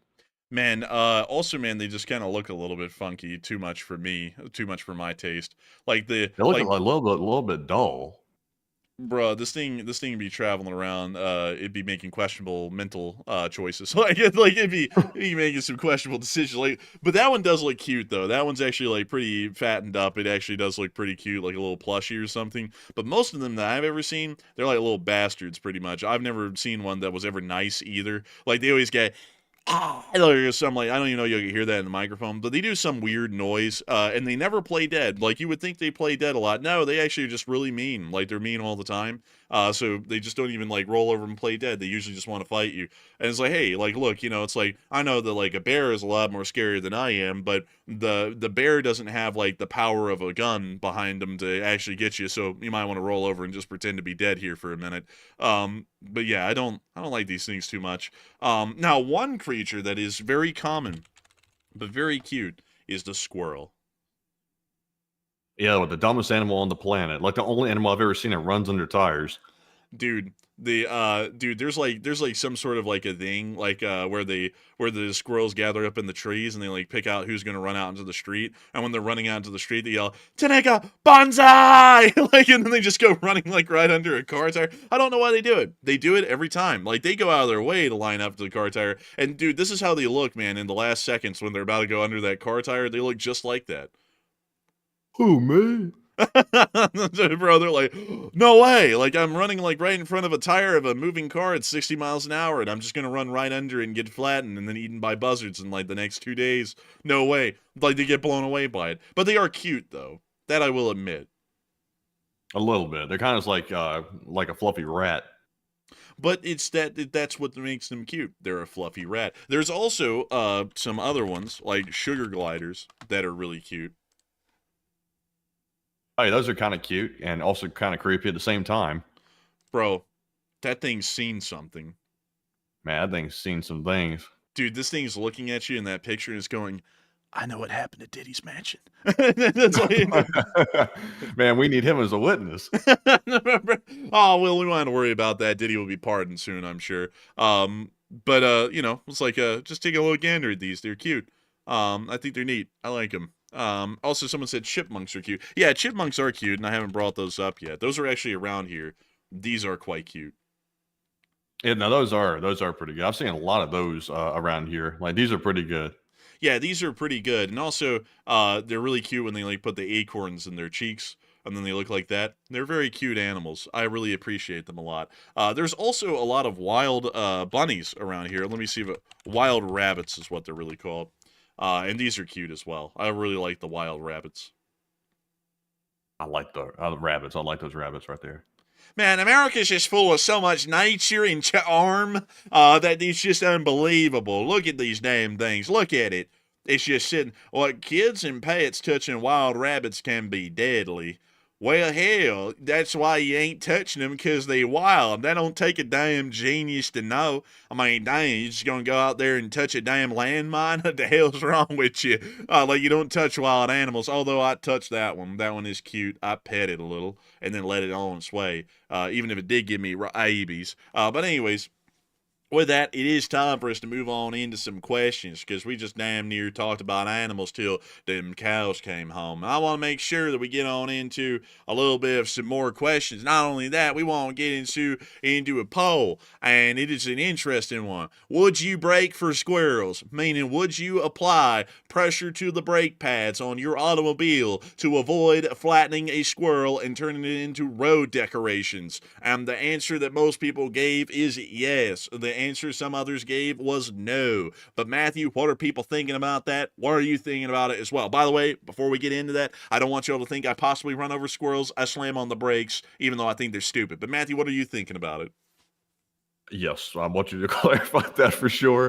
Do you brake for squirrels is the question. 68% said yes, 32% said no. Honestly, I always brake for squirrels every single time. Like, anytime I see a squirrel, I usually slow down. Now, I won't slam the brakes for a squirrel. If one like does that little thing where it runs across the road, then it darts back and runs back a couple of times, like it's not really sure if it wants to live or not or something, then I'm like, okay, I can't get rear-ended over the squirrel. Like, it's just going to have to get it. But I try to dodge the squirrel as best as I possibly can. If there's nobody behind me, I'll stop and do whatever I need to do to dodge the squirrel. I think in my entire driving career, I've only hit one squirrel, and I had to go silent the rest of the drive after I hit it because it bothered me quite a bit. So no, I definitely brake for the squirrels. Now, I do know people that were quite sick that actually aimed for the squirrels and would like try to skid over the squirrel. There was actually a person I knew that did that, which was quite sick, if I do say so. But Enforcer, what say you? Is that someone I'd happen to know as well? No, it was somebody I knew in high school. Oh, I was about to say. But yeah, I brake for the squirrels. I mean, like, running them over is just kind of sick. Yeah, they're stupid. But I'm not gonna like go out of my way to like try and run them over. It's kind of messed up, you know.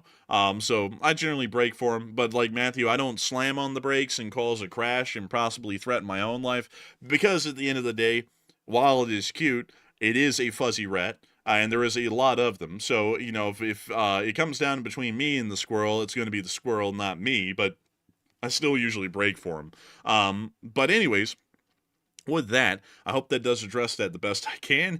And I see a lot of people talking about squirrels. And someone said those people are likely sociopaths or psychopaths that like go out of their way to run over the squirrels. And yeah, I'd largely say so. I think there's just something a little bit messed up with people who go out of their way to harm animals.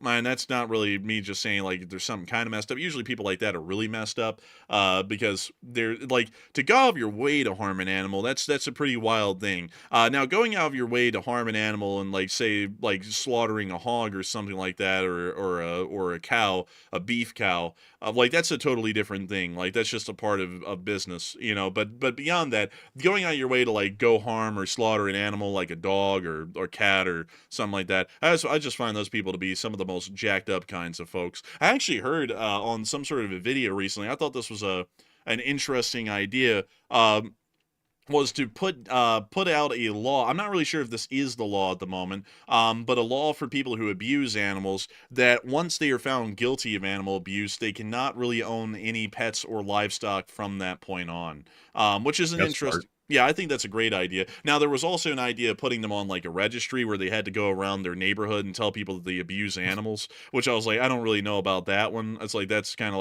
like that's getting to the point. It's like, are we going to literally make everyone do that on everything? It's like, hi, I have to let you know, according to the state of Alabama, I was arrested for DUI. It's like, is it going to get to that? It's like, really? It's like, no, I think we're good on that one. I think that's all right. But, you know, it's like, still, I think it's a good idea to stop them from owning another animal. Weirdly enough, this is quite sort of disturbing, funny, and also a little bit informative. The first sign, or at least what I've heard, the first sign of sociopathy or psychopathy, I guess you could call it, is if someone mistreats or abuses animals at a young age, or they kill animals at a young age. That's usually a very strong indicator that somebody could be a sociopath or a psychopath. So if you see somebody doing that, it's not a guarantee they're that. They could just be slightly sadistic, but it could be that they're an actual psychopath or sociopath. Because a lot of killers started off doing that when they were young. They would hurt animals, or they would actually go kill animals, and then they grew up to end up changing that over to people, which obviously is much worse. So just kind of interesting fact.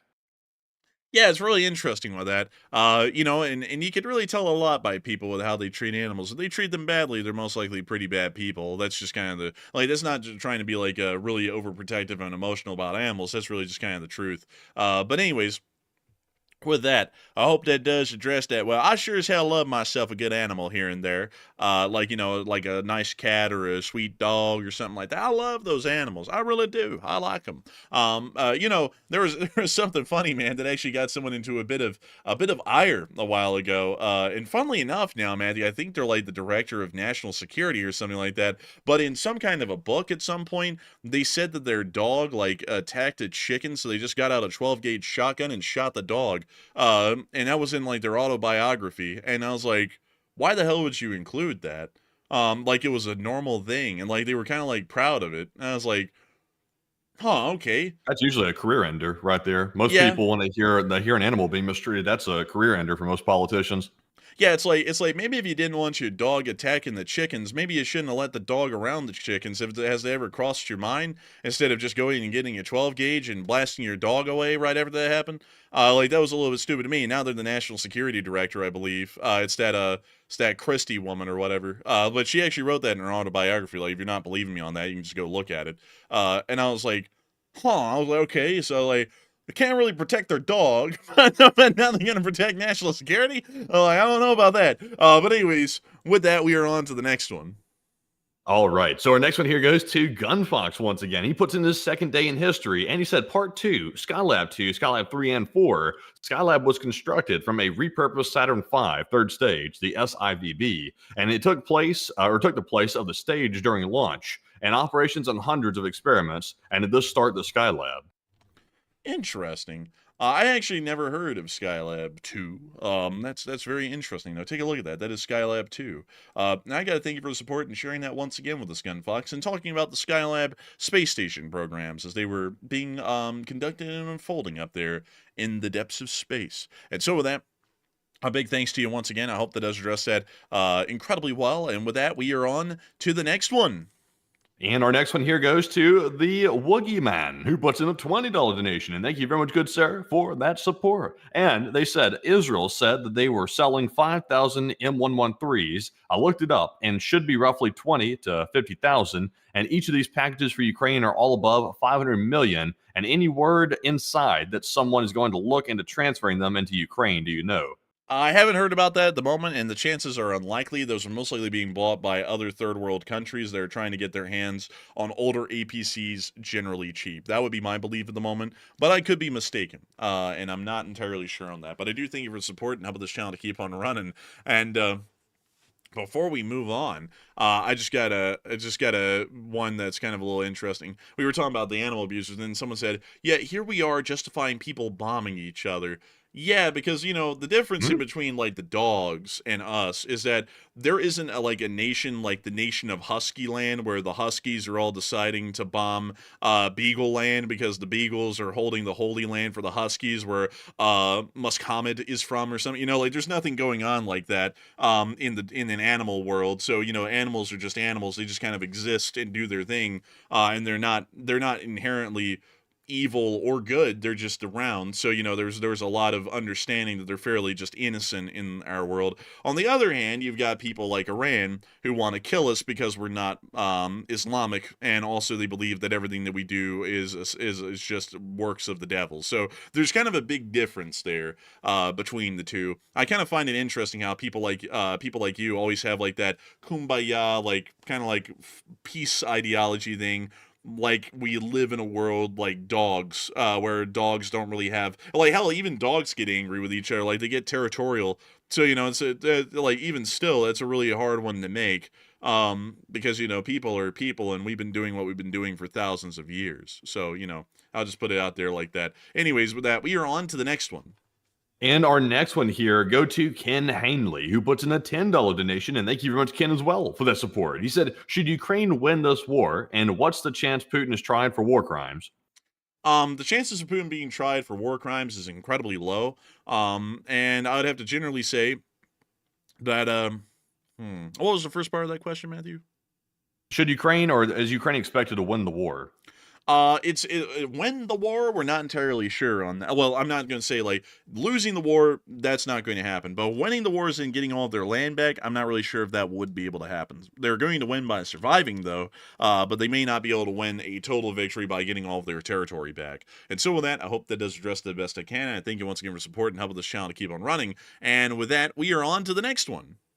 All right. So our next one here goes to Jack Ragnarsson, who puts in a 10. And thank you very much, Jack, as well, for that support. He said, what would be the reason for Putin to justify nuclear weapons? And also, what would be the justification for using of bio or chemical weapons like mustard or sarin on the battlefield on civilians? There really isn't a lot of justification to use bio or chemical weapons. Those are just pretty much considered to be incredibly heinous. A nuclear weapon could be justified by saying that Ukraine is posing an existential threat to the Russian state. But for that to happen, the Ukrainians would pretty much have to be pushing into Russia almost unopposed and threatening the very existence of the Russian government and state as it is right now. So that generally would be the case that we would see, pretty much a roundabout sort of thing where the Russians will start to use tactical nuclear weapons. So with that, I hope that does address that the best I can. And with that, we are on to the next one. And the next one goes to Bill Blake. And Bill put in a $10 donation. And thank you very much, Bill, for that support. He said, word of the day, defenestrate. And I got to say, that's a interesting word of the day right there. I got to thank you for the support and helping this channel to keep on running, because if it wasn't for folks like you, we wouldn't be able to have a word of the day, and we wouldn't be able to keep this channel running. And with that, it is time for us to move on to the next one. And also, now someone, oh man, it's one of those people. It's someone who wants to argue. Chris now is saying, what about spiders? Is it only the pretty animals that we need to save? Or can we kill spiders, snakes, hogs? Where's the line? Oh man, I'm not even going to argue with that one, man, because, you got a valid point there. You got a deep point. Yeah, we should let spiders and other kinds of pests infest our homes. Yeah, that's a great idea. You know what? I'll let you sleep in a bed with a black widow spider. How about that? That sounds like it's something that would be up your alley. I'm sure it'll be fine. I got a different point for Chris. This is a real twist right here. The polar bears live in the Arctic, right? Like, right? Yeah. Right. Yeah. Okay. Yeah, the polar bears live in the Arctic.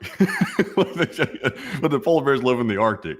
So if you go to the Arctic and you get out and walk into the polar bear's home, the polar bear is probably going to mangle you, and it's probably going to get you good. And it's probably going to get you and then use you for supper. And you're walking into its home and you're invading its home, it's going to get you. The same thing for creatures. If a spider comes into our home and it invades our home and it starts infesting it, then it's probably going to get bit by the human. That's just the way it works. There's obviously, humans are not obviously just mindless animals, but at the same time, though, there is a little bit of reality as well. You're not going to let spiders come in and infest your home just because you love nature. That's just not the way it works. A little bit odd right there with that one. But yeah, the polar bears, if you walk into its habitat, it's not going to think, oh, well, yeah, this is a nice guy. Let me just let him come up here and share the land and share the ice and have some fish. It's going to get you.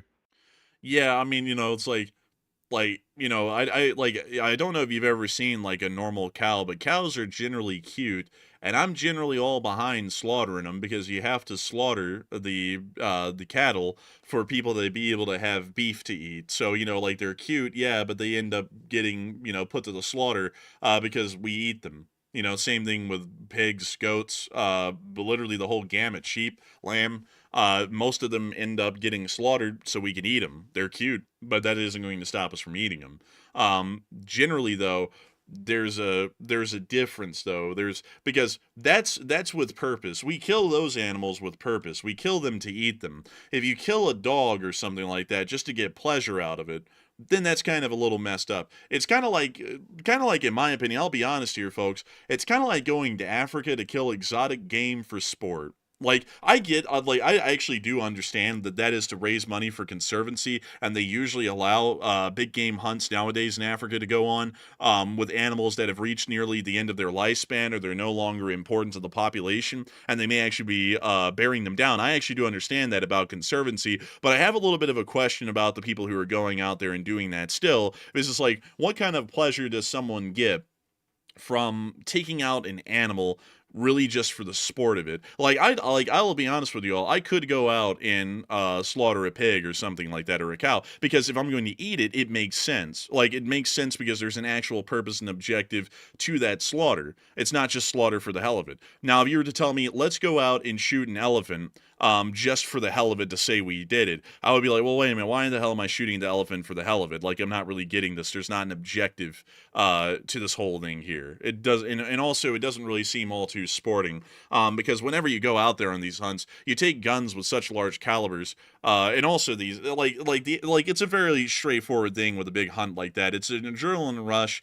The animal doesn't really pose that much of a risk to you, because as long as you're pretty steady with your shot, the guns are of such a high caliber, there's literally nothing that can survive the hit. So it's like, what's the real sport behind this? I'm not really sure. So It's that's a rich man's sport, I can tell you that. You got to have some money to do that. The gun costs a lot, the ammo costs a lot, the trip costs a lot, the guides cost a lot, and just the whole thing's expensive. Yeah, that's kind of my thing. Like, I just don't really get it all too much. And I saw someone said Teddy Roosevelt did that. Yeah, but the thing was is that he didn't have, and the people back then didn't have the kind of philosophy we have now. And hunting exotic animal for sport like that back then was actually something that was just considered a part of what people do for the large part. So it made sense back then, and people still weren't really into abusing animals all too bad back then. At least most of them should have been. But nowadays we have a different kind of a moral principle that we're working off of. And in the moral kind of framework of the modern day, I just don't really understand the whole idea of let's just go blast an animal for fun, for the hell of it, because it's like, I don't really get where the pleasure comes from there. Because even when you're slaughtering a pig or a cow or some other kind of a livestock animal, those animals, if you do it wrongly, are going to suffer. And it's like, they're suffering, and it's unfortunate, but it's a means to an end to eat. But on the other hand, if you're shooting an animal just to leave it out there and really do nothing with it, it's like, what was the purpose of doing that? Like, I don't really get it. And I don't really think a lot of people in the modern world really get that anymore. It doesn't really make all too much sense. Then and another thing to me, it's like, I get the whole thing about it's raising money for conservancy in Africa, and once again, that's great, and I guess that's kind of what people do. But at the same time, it's like, if it really was about just knocking out animals that weren't really good for conservation means, why not just have the conservation groups themselves go out there, say like the anti-poacher protection groups, and then just go take it out themselves. But anyways, with that, I hope that does address it the best I can. And with that, we are on to the next one. And our next one goes to Mr. Biscuit, who puts in a $10 donation. And thank you very much, Mr. Biscuit, as well, for the super chat. He said, love the show. And are there any updates on the falling debris yesterday? Was it missile or space junk that we saw breaking up over the skies of Kazakhstan? It appears to have been some sort of space junk. We've gotten no confirmation from the Ukrainian SBU that it was a failed Oreshnik launch, and if it was, they would be the people to say it. So, considering that, I think it was some sort of space junk that was burning up in the upper atmosphere. And so with that, I thank you for the support and helping this channel to keep it running. I hope that does address that incredibly well. And with that, we are on to the next one. And this one goes to Kyle Padell, who puts in a 10. And thank you very much, Kyle, as well. He said, Oklahoma supporter here and love the news and coffee fun. And my town of Norman, Oklahoma, where OU has an airport called Max Westheimer Airport. Pretty interesting, and take a gander. Now let's take a gander. This is the Max Westheimer Airport. Let's take a little look around. Oh, yes. They have, actually, that's the modern replacement of the Kiowa. I forgot what they called these things. It's like the Lakota, I believe. Pretty cool. They're actually Eurocopters. But take a little gander. Oh, look, a P-51D5, I believe. That's actually pretty nice. A Texan, pretty cool. Pretty cool. A Texan in Oklahoma. It seems like it's out of place. Also a Chinook. Pretty cool airport, though, I will have to admit. And I like the retro air traffic control tower right there. Very classic. I think that's neat. but generally pretty cool place. I got to thank you for the support and sharing this with us. You're in Norman, Oklahoma. It was actually not much farther north than you, I believe, in Moore, that one of the most powerful tornadoes ever recorded in history came through and like wiped out a whole area through here, like in the 90s, I think. Pretty interesting stuff. But I do thank you for the support and helping this channel to keep on running, because if it wasn't for folks like you, we wouldn't be able to make this thing possible, and we wouldn't be able to look at such neat places as, for example, the Max Westerheimer, or Westheimer Airport. And so a big thanks to you so much once again. I hope that does address that well. And with that, we are on to the next one. And the next one here goes to North Korea or NK Production. I assume it's North Korea, but they put in a 10. Thank you very much for the support. They said, long live the LSA army, and the Russians have attacked my city, Lutsk. And Lutsk is actually home to Lubart's Castle, which was built in the 14th century. Check it out. It's pretty cool. And cheers from Vancouver. And a big thanks to you for the support. Let's go check out the city of Lutsk. Actually, I don't even know why I'm typing that in. We showed it on the news earlier. But let's go take a look at the Lutsk Castle. Let's see if we can find it here. It's probably in the center of the city, I'd assume. Probably on a high point. Probably on a high point, I'd assume. Like a pistol, a high point. But not like that high point, because those high points suck. Oh, there it is. Lubart's Castle. Let's take a gander at it. It is a castle. And it has a very distinct architecture. It has a square main tower, possibly suggesting that this part of the castle actually came from the pre-Crusades era, if I remember correctly, because all of the square types of castles were generally designed before the Crusades, and then during the Crusades, due to their experience against Islamic forces in the Middle East, they actually found out that the Islamic forces were building castles with rounded towers, which actually had better protection against ballistic attacks, like with trebuchets and things.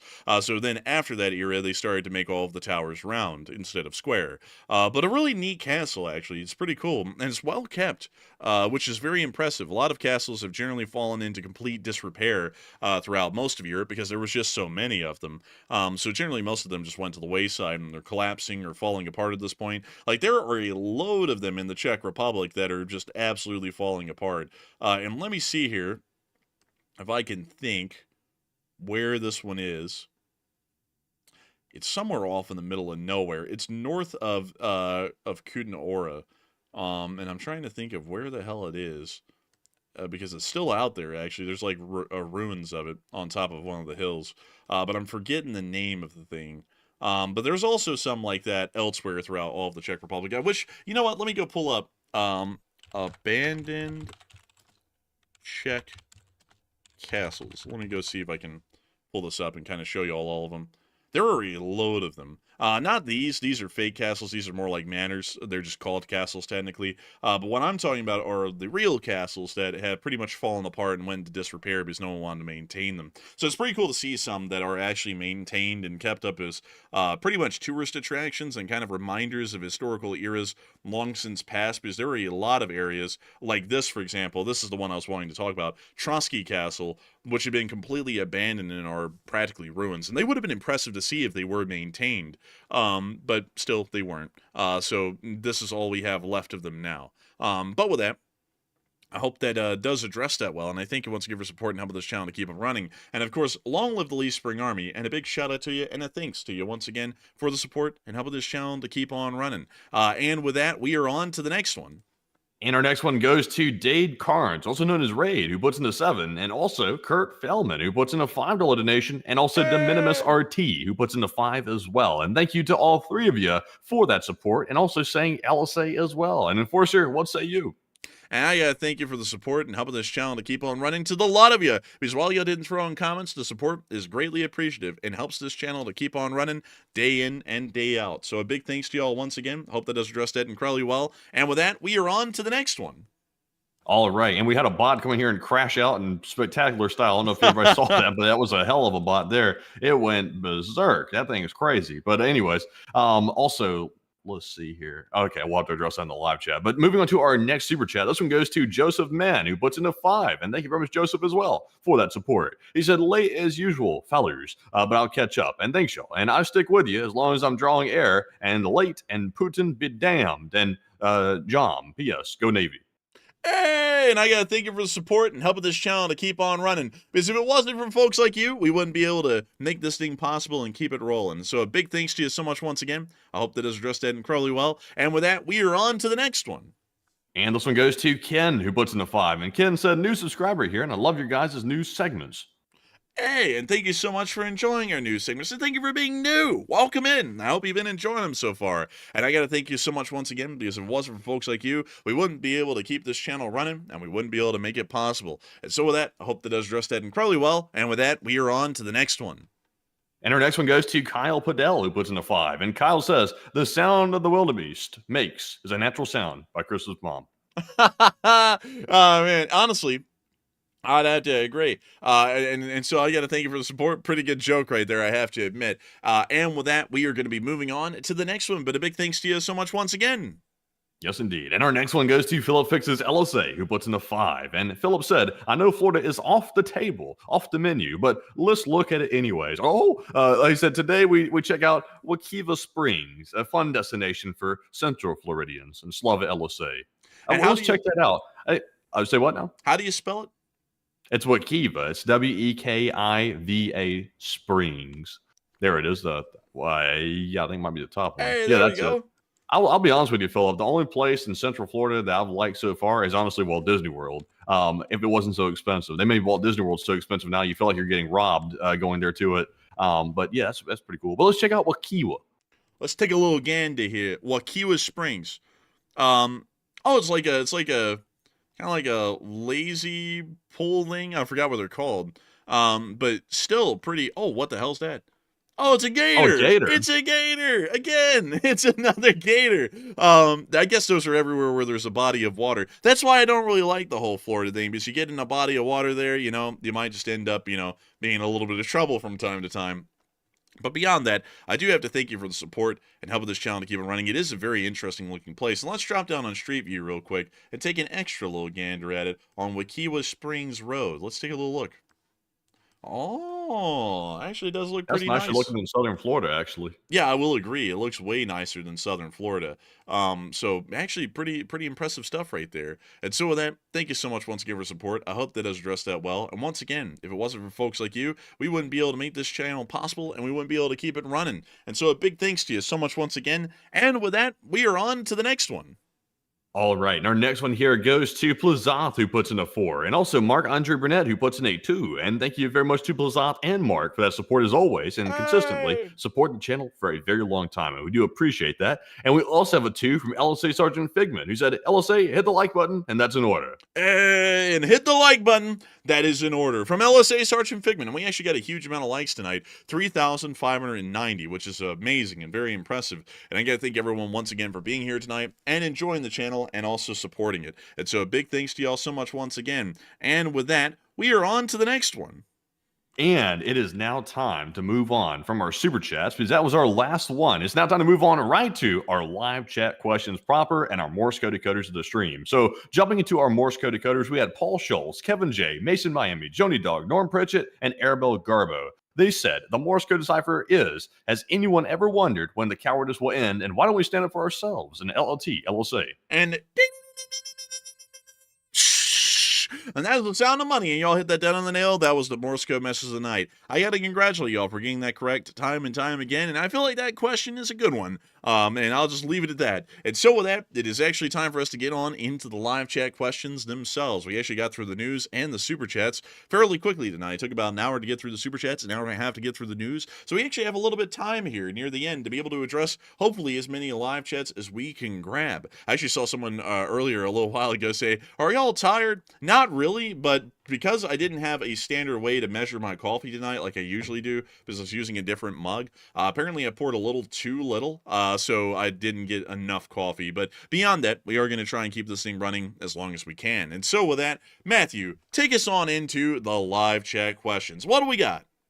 All right. So to start us off here, we can get through actually all of our live chats tonight. I have about 15 or so, and I think we can get through every single one of them. But before we jump into our live chats proper, I saved this to the question segment here. So we got through all the super chats first. But I have a question for the audience. Since everybody's very curious where we're moving, I have a question for everybody else.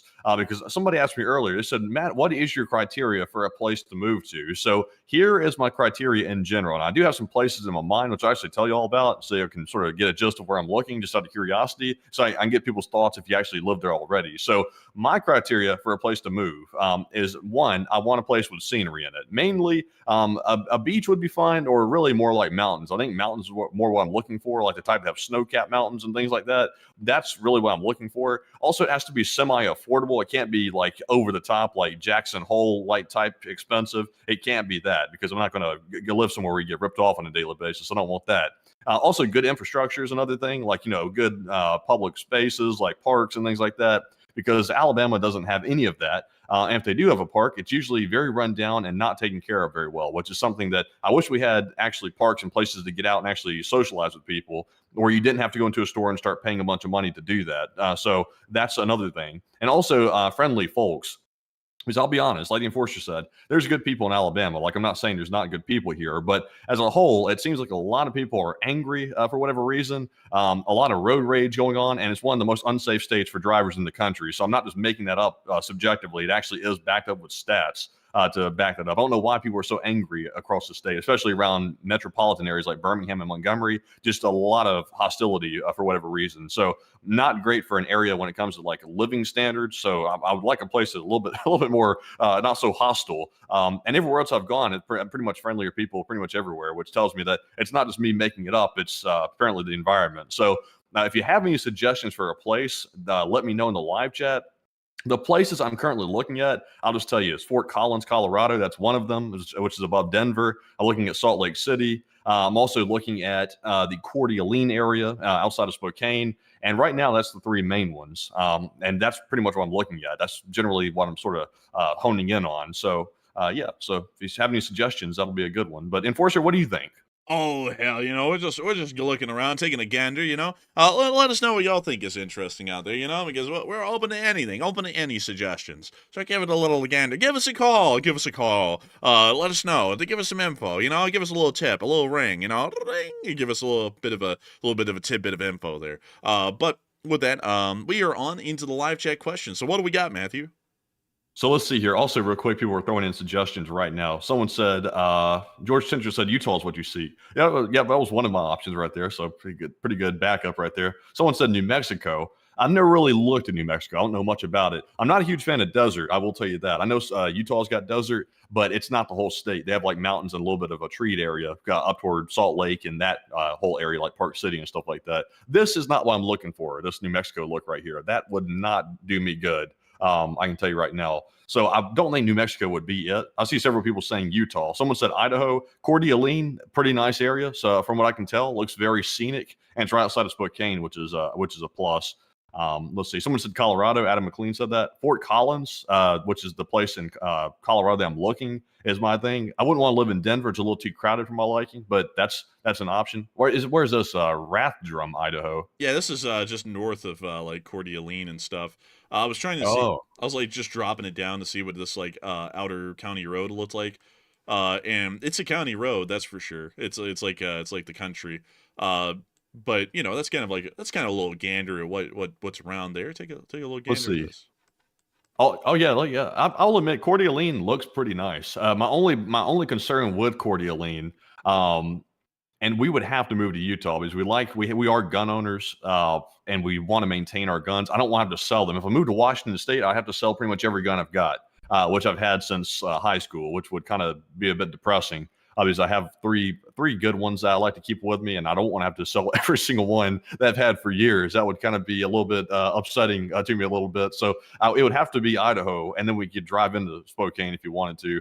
But Coeur d'Alene seems a little. Oh, say what? Apparently it's Spokane. Like that's what I heard from someone who was from there. They're like, yeah, I was down to Spokane. I was like, it's got an E on the end of it, isn't it? Spokane.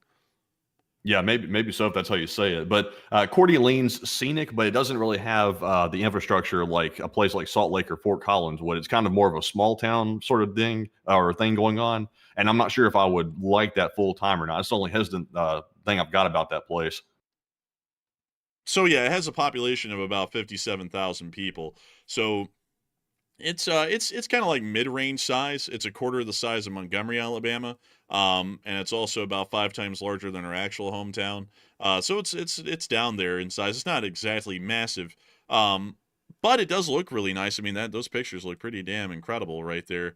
That looks scenic. Yeah, it looks really nice. It feels like if you moved here, especially with Spokane, however you want to say it, being about 40 minutes away from here, it's not exactly a hop and a skip over there. Like it's a decent drive to get to it. You're sort of in your own little world in a small town that's really scenic. And I'm not sure if that would be something that I'm super wild about because I don't like to be in super dense places. Like I wouldn't want to live in New York City or something like that. I'm not a huge fan of major cities like that are too dense and too populated. But I don't want to be somewhere that feels like it's out in the middle of nowhere either. I don't like feeling too isolated like that. Let's see what south of Boise looks like. Damn, this is the literal desert. That is not my thing at all. No, not really. It's not really my thing either. This is crazy. I can't really handle this kind of stuff for long. This isn't really the desert. I forgot what this is called. This is like a chaparral or something like that. Technically, is like a biome, but I don't really like it. I just never really have jived with that kind of stuff. And most of eastern Colorado, well, most of eastern Oregon looks like, and a lot of southern Idaho looks like that. Wyoming's a lot like that too, really, because if you come out here to this Interstate 80, let me show you all this. This is what actually this looks better, really. Yeah, it looks better. I just like honestly, like I'll just be straight up. When I see this right here, like looking desolate and flat, that just like just fries my mind for some reason. Like I just could not live in that environment. I'm not gonna lie, dude. Every time I see that kind of an area, I always think of someone just having like riding a horse in the quiet. All you hear is just the wind. There's no sounds of anything else. It's just the wind passing by you, and you're just stuck out there. There's no way to get out of there. You're pretty much on your own. Like I absolutely hate that kind of stuff. Like that's horrendous. Like when you think about that. And what's crazy, folks, is that they actually say that the highest rates in the country of people offing themselves is actually in Wyoming, and they generally say it's because of the isolation. Because a lot of people just cannot handle being isolated like that for so long and not really being able to have any kind of a social life because there's no one else out there really because the population density is so small. Yeah. I've never really considered Wyoming. Like it's too desolate. Like that's Wyoming's literally a frontier. Basically, it's just nothing there. Except for you got Jackson over there toward Yellowstone, and that's pretty much one of the few things they've got in Wyoming that has like a population or it's well known at all. Now, I do see people mentioning Montana. I did consider Montana, specifically Bozeman, which is considered the gateway to Yellowstone, and we've actually driven through Bozeman one time. The only concern I got with Bozeman is the same concern I've got with Coeur d'Alene, or however you say it. Coeur d'Alene. Yeah, I think it's Coeur d'Alene, according to some people in the chat. Bozeman is very nice looking. It's a very quaint little town, but I think it might be too small. And it's also out in the middle of nowhere. So if you like needed to go to some place that had like larger amenities in it, you really don't have that because it's just a small town in the middle of nowhere, and you'd have to drive for hours and hours and hours to get anywhere else. So scenic, nice, but also there's a lot of people moving into Bozeman, like from all over the place. A lot of Californians are moving there because they want to remote work in a very scenic place. So the prices of everything is going through the roof in Bozeman, which is a bit of a problem. And I don't want to pay like California prices to live out in the middle of Montana. That doesn't make much sense to me. Oh la la. Anyways, I won't do that rabbit hole right now. But yeah, that's a bit of an issue with Montana is that there isn't really a lot out there. Now, one thing that is cool though is that you can actually ride the train through here. So if you just wanted to see the scenery, you could kind of just do that from time to time just to take a look. And it's not expensive to ride the train either. So you could just do that if you wanted to. But I wouldn't really want to live out there because there's just not really a lot of infrastructure in Montana because of the low population. And Indiana say, you want to be city boys or country boys? Well, I'll guarantee I don't want to be a suburban person. Like, suburbs are just rough. Like, suburbs are terrible. As We've far been both. We've been city boy and country boy at some point in our lives. Yeah, it's kind of a little tough. Like I honestly, I really don't have a preference for either. But I like to find like either being country, but also having some amenities nearby within shooting distance, or better yet, be a city person, but in a good city. So really, it doesn't matter as long as the conditions on either one are good. That's really what I'm looking for. So the thing. Oh, also, I will say, I see a bunch of people mentioning California. I personally like California. I will admit. I know some people are going to be like, "Oh, California, Oh, because oh. the news paints California as like this hellhole or something. And I will admit, there are parts of places like I went to Los Angeles, and there were parts that were kind of hellish in Los Angeles. I'm not making any bones about that, but it was not anywhere near as bad as people were making it out to be. And I was kind of shocked by that because I was expecting to fly into the place, get off the plane, and walk out into a war zone. I was expecting it, but it wasn't what I was expecting. So I found like some parts of Los Angeles extremely nice, and some parts weren't nice, kind of like any other major city in the country. So I like the California coast, like places like let's see, San Luis Obispo, I think it's called. Santa Santa Barbara was Barbara. extremely nice. Yeah, all these places were very nice. The only problem is California is expensive as hell, no matter where you're looking, except for like really far inland California, backed up to the border with other states. Me personally, the part of California you'd want to live in is on the coast, and that is crazy expensive. So that kind of ruled the whole state of California out. You know what's crazy, man, is there's like almost nobody living on most of the California coast. Like if you look at some places, it's just absolutely barren. Like out here, there's no one out here. It's literally right on the coast too. It probably cost at least 2 million just to get a 1 by 1 square foot piece of land out here too. Yeah, yeah, that's the crazy thing about it. But let's see here. I was thinking, man, just for a second. Oh crap! Look, it's the Hearst Castle. I can't believe it. It's right here. Well, look at that. I bet this only goes for about 100 million. Man, there was some sort of a rock man, I think, that lived in the Kursk Castle or whatever for a while. But I always found it to be a really impressive building. It has a really nice architectural style to it. It's like Spanish Revival, or Mission Revival style. It's really cool. And it kind of reminds me of LA Union Station for a little bit. And I used to really like LA Union Station until we actually went in it. And then I was like, this is probably not the most impressive Union Station in America. But that's actually pretty cool to see that the Hearst Castle is up here. I never knew that, actually. It's just in the middle of nowhere out there. And I mean, it's off in Yeah. the middle of literal nowhere. It's way north of San Luis Obispo and everything. Yeah, yeah. I'll say this though, like even if I could somehow like if even like I'm not gonna say if I can or not, but even if I could swing California, like living out there for the budget, I wouldn't want to do that because some people are so desperate like to get to California for whatever reason that they go out there and make really like goofy decisions with their finances and they go say, oh, I'm just going to like eat potatoes and throw all my money into rent and live out there. It's not that important to be in like a place that looks cool and nice like that. Like if you're going to go somewhere and stretch your budget thin to the point where you're in trouble, I don't see the point in that at all because yeah, a place is what you make of it. Now there are some places that are better than others. Like I will tell you, Alabama is not a great place to live in my opinion. And the deep south to me is not as great as people used to make it out to be. Like the deep south used to be known for southern hospitality. I feel like that's gone by the wayside. Like I'm not sure when it went by the wayside, but it has because it's just not there, or at least I haven't seen it myself. And I don't think a lot of other people have either.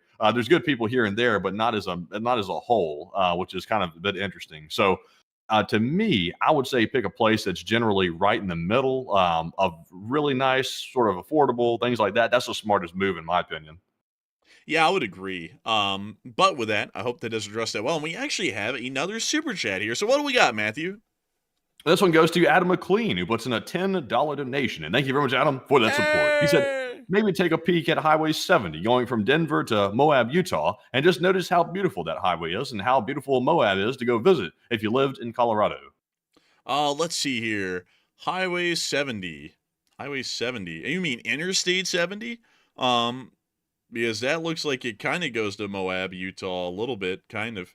Yeah, I think that's it. Now this area is actually really nice, but Colorado is an area that's been a little bit. Oh wow, look at that! Wow, it's actually really wow, dude. I sound like that guy who did like the Lightning McQueen voice thing. Wow, that's actually really cool. Let's take a look at this. Wow. That's actually Oh, really wow. nice. Huh. This is That is nice. yeah, Where's this again? this is on Interstate 70 out of Denver heading towards Moab. Interesting. And I know what Moab is, but where is Moab? Like pointed out on the map. 1 second. I'm gonna drop down right here as well just to wow. Wow. That's actually I've really seen it. yeah, that's really nice. But Moab is down here. That's where that potash and uranium mine thing is at a little bit further down. Oh, yeah. I know Moab's huge for people that own Jeeps and like off-road vehicles and stuff. They love to go to Moab and take it on the trails. Like they have a bunch of off-road like places you can go to like see if you can tear your car up, basically, see if you can tear your Jeep up. And a lot of people do. But yeah. Oh wow, look, this is actually pretty cool. I'm not a huge fan of desert, but that's actually pretty neat. I wouldn't live here, but I would visit. Now, you know what's funny, man, is that right up here on this ridge line, and we can trace it back if I can find it. Let's see here. Somewhere. Oh yeah, here we go. This is a short line or a branch line, and it heads down. I gotta find it for you, man, because this is gonna be pretty impressive to you. Maybe right down here, there's a potash like facility here, but also there's a uranium mine somewhere around here that's also serviced by Union Pacific. Not that far out of Moab. It's just a few miles out. So there's an active uranium mine right outside of Moab somewhere. So that's crazy. Now, one thing I found out, I knew about the existence of Dugway Proving Ground outside of Salt Lake City, down there near the little town of Dugway. I learned about a little bit more about it yesterday. Dugway, which is about 80 miles away from Salt Lake City, which is a place I'm strongly considering, is actually the most preeminent place in the country for testing the deadliest nerve toxins like sarin and chemical warfare in the entire United States. It's like a level 3 containment facility. Oh, look, they have a LDS church right outside the gate. Put it on the street real quick. There's the church, and there's the gate. That's kind of fascinating. They want to be in the proximity of the chemicals, I guess.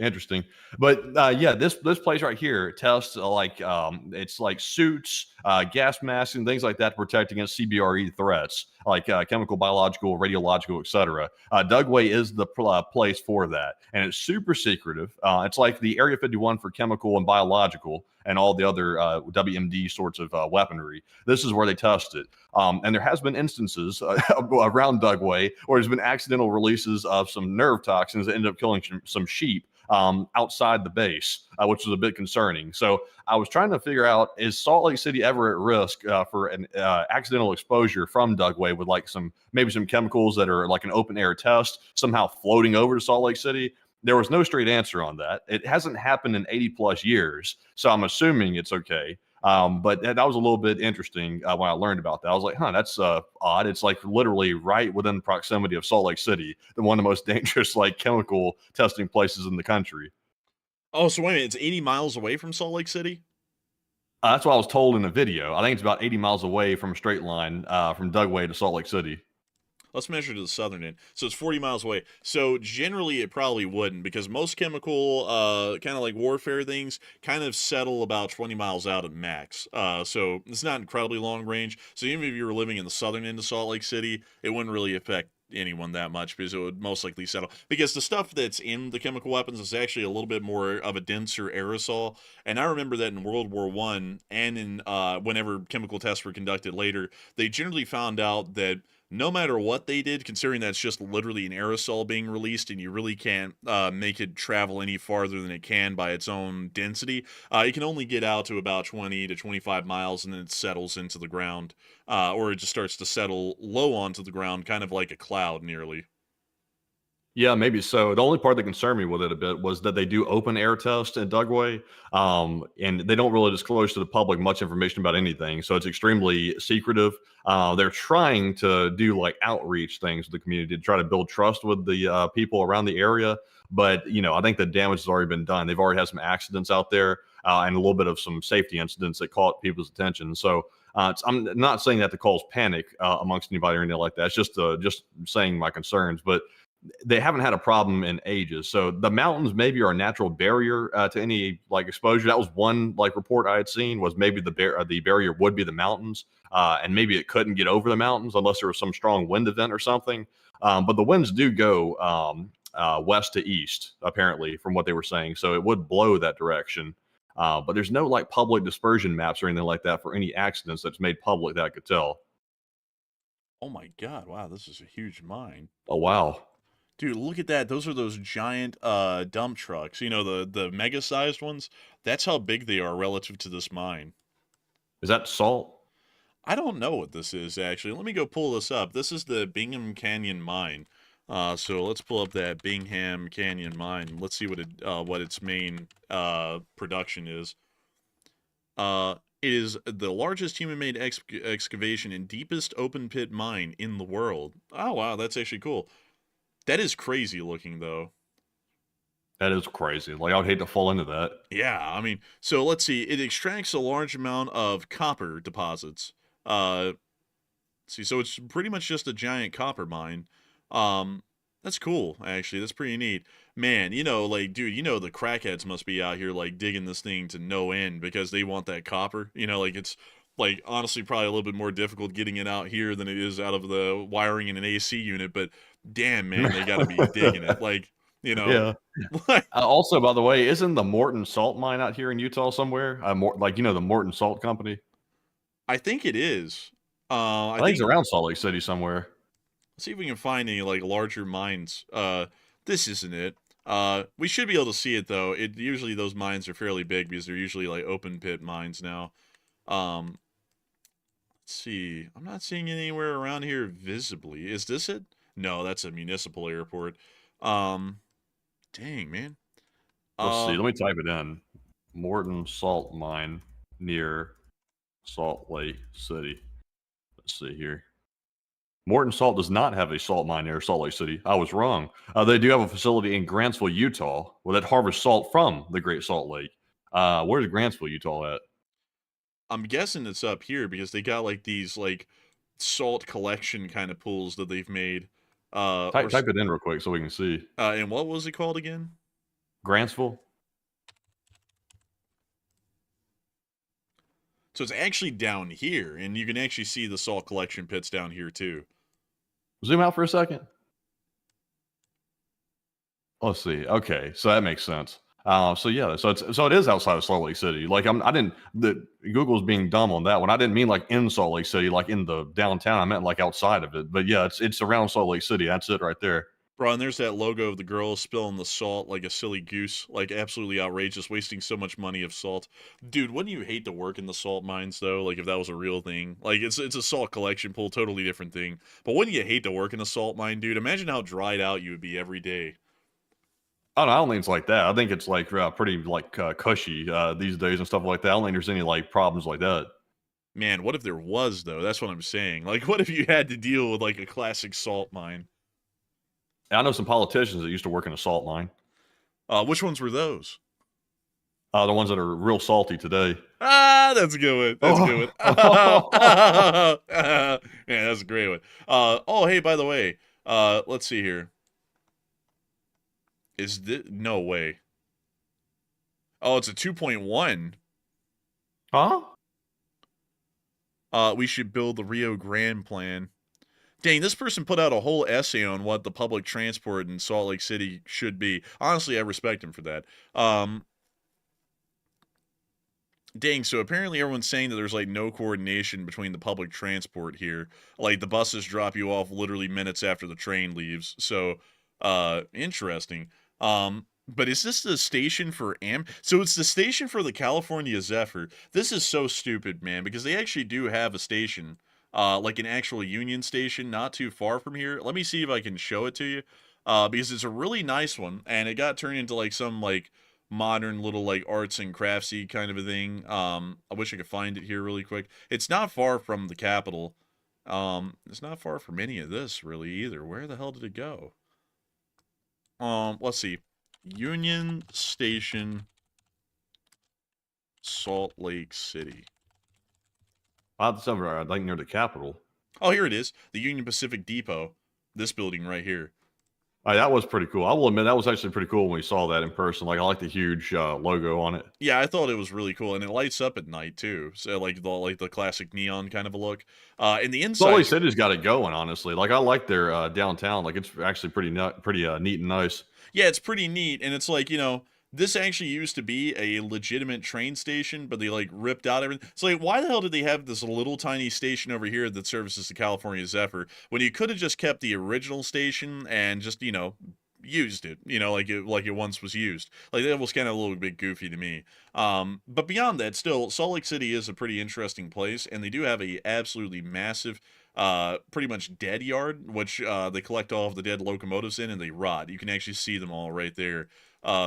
And funnily enough, that actually this yard right here is actually included in our intro. That's why I know of it. Is because there's like a drone view of it going through all of the dead trains. Nobody knows that, so I used to because it looked cool to have that many locomotives in one spot. But this is where that part of the intro is from. If you're listening to Columbia Gem of the Ocean and you see that shot, you'll know it when you see it now. But anyways. Oh, look, is this an oil refinery in the middle of Salt Lake City? Well, goodness gracious, it is. Wow. Baton Rouge, my beloved. I can't believe it. Right in the middle of the capital. Literally right behind the state capitol, right over there, too. You know what they say. You can run, but you can't hide. Those pollutants will get you someday. Man, you know, that's true, man. That's honestly true. Red iguana. Is the food good? That's a very famous place there, by the way. I saw a video of some guy that was a realtor in Salt Lake City was saying that this was a place to go eat at or something. That everybody and their dog goes to eat here. So I'd like to try it. It looks actually pretty good to me, dude. This is literally the food that came from that one Mexican place down the way from here, and you told me like years ago it sucked. Like honest, I was looking at it, I was like, this is the same thing. I don't know if you like it. I like it because you didn't like it when we had it a couple of years ago, and that stuff was, to me, was pretty bussin'. But it does look pretty good. It does look pretty good. I don't know what that is though. I think that's a bunch of different sauces on a plate. Bro, that's the sauce. Also, they have red iguana too. The return of the iguana. Which, dude, that actually does look pretty good. You know, maybe, man, maybe we can go out there together eventually at some point, and we can try the delicious foods. But I don't know when that could be. I have no clue, honestly, but we'll see. Anyways. Oh, also, by the way, I'm not trying to make the case for Salt Lake City here. Salt Lake City's got a brand new airport. It's like brand new by like a couple of years or something. They built a brand new one out there at the international airport. It's super modern. It's a big Delta hub out there, by the way. And a lot of stuff. That was an interesting picture, but let's see. Yeah, and they built a lot of new stuff out here. Looks really nice. Nice airport. They just built it right next to the old one, and now they use it as I believe, a joint airport and military place. I think they use it as a joint one, so which is pretty cool. Also, they have a really good selection of restaurants out there. They have a really nice mall that I believe the Mormon Church might own. I think the Mormon Church invests in a lot of property. I think this was my hunch. Go zoom in. By the way, it's over there, like right next to the word downtown of Salt Lake City. By the way, zoom in over there on that. Warm. Oh, here we go. Yeah. Zoom in. Yeah, zoom in, and you'll see the mall is somewhere up in here. Yeah. Oh, well, no, that's a convention center. Scroll over. It should be like the mall. I can't remember the name of the mall. Punch in the mall Salt Lake City and see what that pulls up. You got to see it. It's a pretty nice place. Yeah, did you go to that first one there? And let's see if it pulls it up. City Creek Center. That's what it's called. I almost forgot the name of it. City Creek Center. Why, goodness. Super nice. Like this is the nicest mall I've seen anywhere in the country. Like this is extremely nice right here. They've got like all kinds of stuff in it. They got like a whole river going down the middle of the mall, like all this like indoor fountains and stuff. Just very nice infrastructure and things. And it looks safe, which is the big thing. Look at that. It's extremely nice looking. Just a lot of different amenities. Their public library in Salt Lake City is wild too. Like the public library is nicer than the university we went to. Which had pretty decent buildings in it. It was like 10 times nicer than the library we had at the university, which is pretty unique. You know, man, you know that guy who created the Mormon religion. I forgot what his name is. He's speaking to me. I'm just kidding, by the way. I just play. But still, man, this is a very impressive place, though, I will admit. Oh, what is that statue, though? I'm not really sure. I can't tell if that's a bear mauling somebody or what. I have no clue, honestly. It's kind of like a little confused, really. Yeah, I don't know what that is, but still, it's a really neat looking mall. That I will say. You know, man. You know, actually, funnily enough, man, there's a place just a little bit north of Coeur d'Alene. This is really neat up here called Sandpoint. And there you have this really cool little building right here, the Cedar Creek Bridge Public Market. And let me see if I can show this to you from like a side angle, maybe over here. It's a actual covered bridge. That is like this giant market thing. And through it, you get to the access of the main city, and then on the other side right here is the actual train station that Amtrak stops at, right on the other side, which is kind of like a cool thing, really. And also the Yeah. inside of it's pretty neat. Like if you take a little look around, it's actually pretty cool. That's pretty cool. Not as Gucci as the Salt Lake City Mall, but it's unique in its own right. Well, yeah, but then check this out. This is what the city looks like. It's actually a really like neat little place. Oh yeah, yeah. That's clean looking. It's just got the small town feel going on, but I like that too. But it's the small town feel, Matthew, for a little bit of a difference, you know? Not that big city metropolitan. It's that smaller town feel. Like take a look at this. Take a look at this on Oak Street. Look at this. Oak Street. Not a whole bunch of oak, but it's Oak Street. More so pines, really, but you know, kind of oakish. You know, maybe cedar. Nah, actually, every single street here is named after a tree. I'll show you why in a minute. But still, it looks nice, Matthew. It's like suburban America, really, like the way it used to be. But the reason why all of the streets are named after trees here in the city is because the city actually was originally founded as a company town. Interestingly enough, that largely operated in the timber industry, and the city still has a major industry in timber at this very moment in time right now. So kind of cool with that. Yeah, it's kind of cool. I like that. Also, but before we move on from the rabbit hole, go back to Salt Lake City real quick and check out the public library because I got to show people that if they haven't seen it. This is actually pretty impressive. Like for me to be impressed with the public library, it's got to be pretty nice because I usually don't care about the public library. So punch that in and just find it because I don't know where to tell you to look. Public library. Salt Lake City. Is this it? Yes, look at that, man. That is insane. That is a public library. Whoa. The Seed Library. Look at that. That is so nice. And look at that mountain backdrop behind it, like on that picture right down the way. Look at that. I mean, that is like fantastic, honestly, to me. I like that a lot. Whoa. Honestly, this is actually pretty neat. Pretty cool. Look at that. You can literally, this is something we do not have in Alabama. You can literally go here for free. It's a public library. Sit there if you want it and look out the window at the mountains. Like that is just like so cool. And you don't have to like pay money to go do it. It's just like something you can do for free. Man, that is crazy. You know, we actually do have a public library here in the county. Let me go find it really quickly. Where the hell? Oh, wait a minute, we passed it. Hold up. Oh, here we go. Here it is. Here's our county library. It's this building right here. It's not bad. It's just like, it's not crazy. It's just not, I don't know. It's not, I don't feel like any need to go to it, to be honest. It's all right. It's all right. But the view, that's the view you get. So it's, Yeah, that's just not the same as Salt Lake City Library, I'm afraid. Yeah. But I think they got a different, I think they're working with a bit of a different, like revenue stream or something out there. They got a little bit more money flowing in, I think, so they can build it. Here's the thing, folks. Alabama charges, I think, more state income tax than Utah. It also charges higher sales tax than Utah.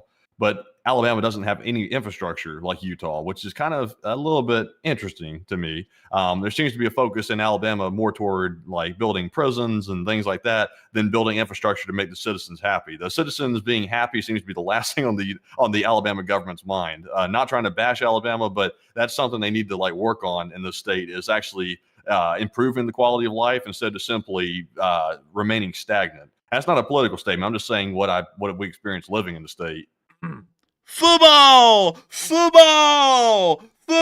man. Shut the hell up. Football, man. You can read or you can do football, man. Damn, look at this in our hometown right here, man.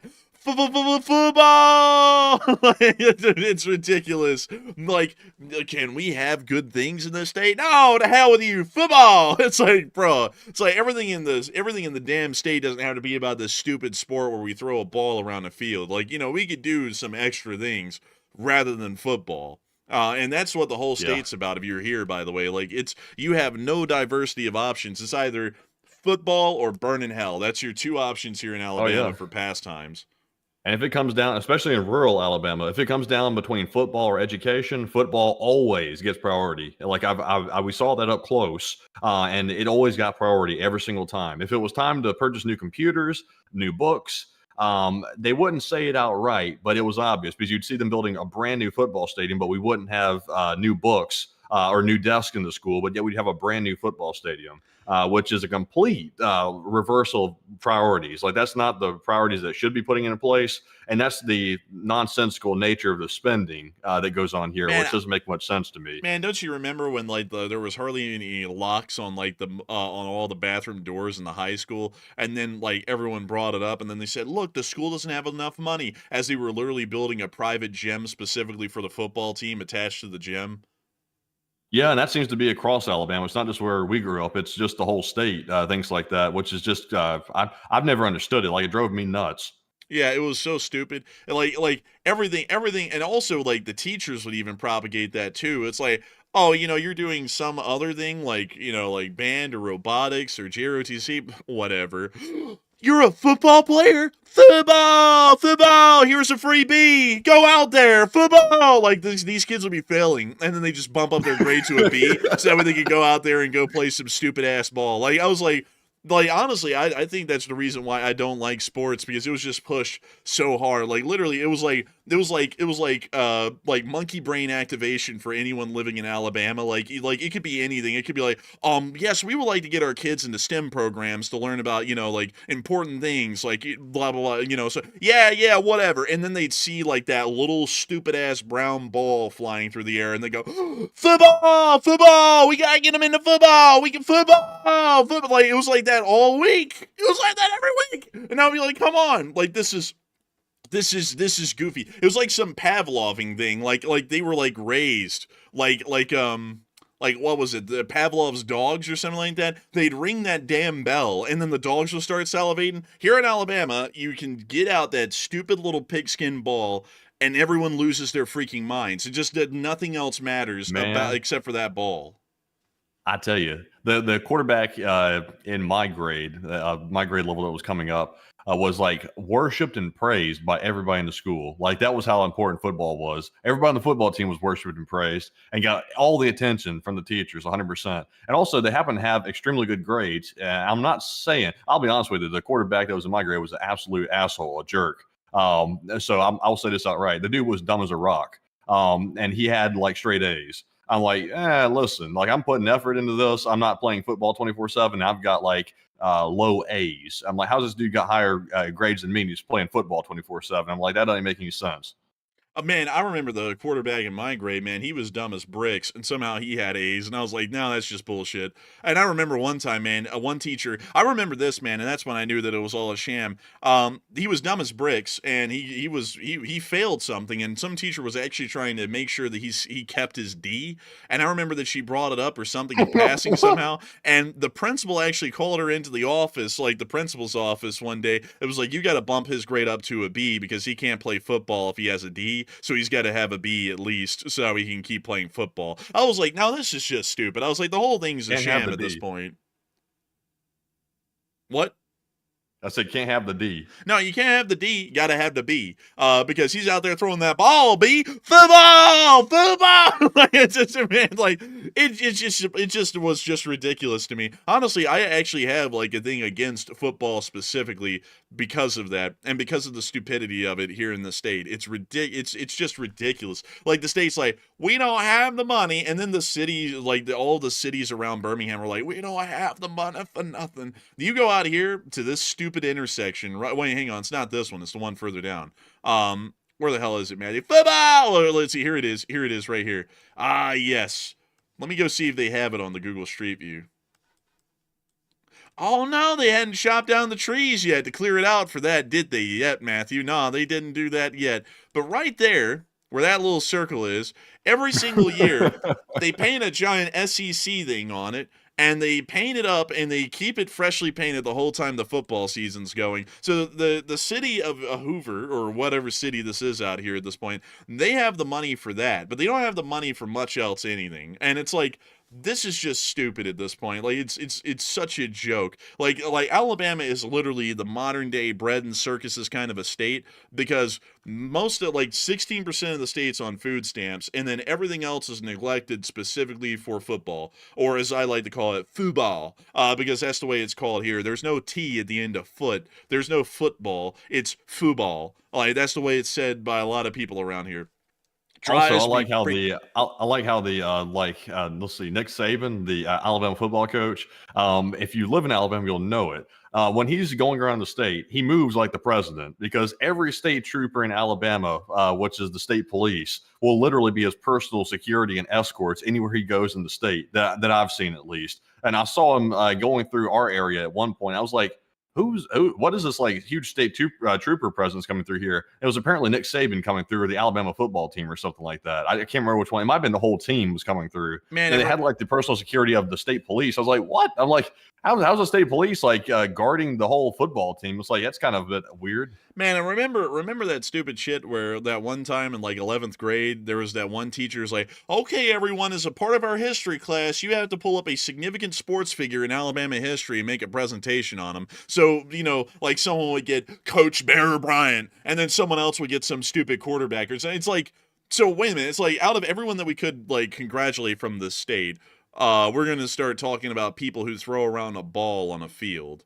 Like, it's like, so how in the world beyond them throwing the ball around the field did they advance science, medicine, the economy, progress, the standard of living?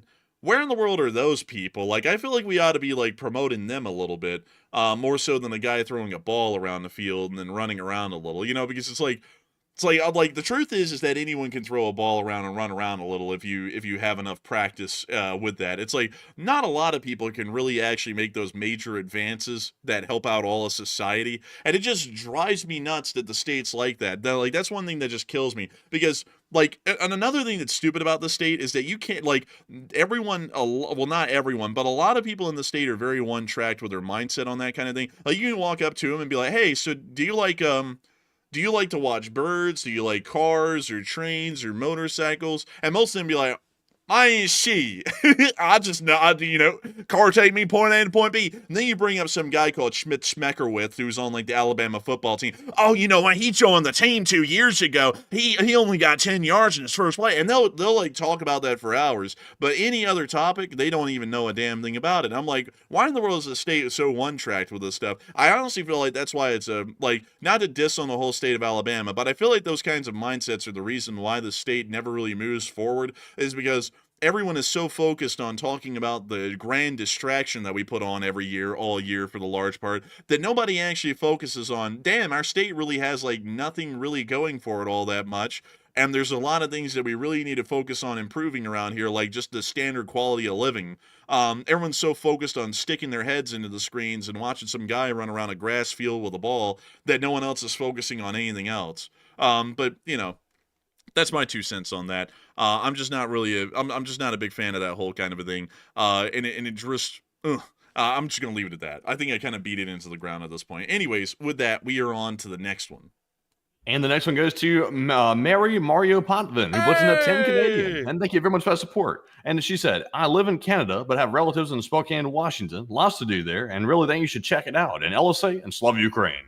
Hey, and we will be checking it out. It's an interesting place. I've actually looked at it a good bit before, and it is really cool. Like, look at that. Like, that's just really neat. Looks pretty. They got these grand falls in the middle of the city. Like, look, they even have this Washington Water Power building right here near to these falls, which is actually... I like the state of Washington. It looks nice. It's just the gun laws is the only thing that makes me not want to move to Washington, is solely that. If Washington was a little bit more lax, not like just a free-for-all, but just a little bit more lax with the gun stuff, I would say Washington would be at the top of my list for places to check out. But because of that, though, and I'd have to sell every gun and anything I've got, that sort of bumps it down for me. Yeah, I mean that's also the problem for me too, because it's such a restrictive state with firearms that it's just literally impossible really to go there with any firearms that we currently have, and then the rest of them would still be somewhat of an issue.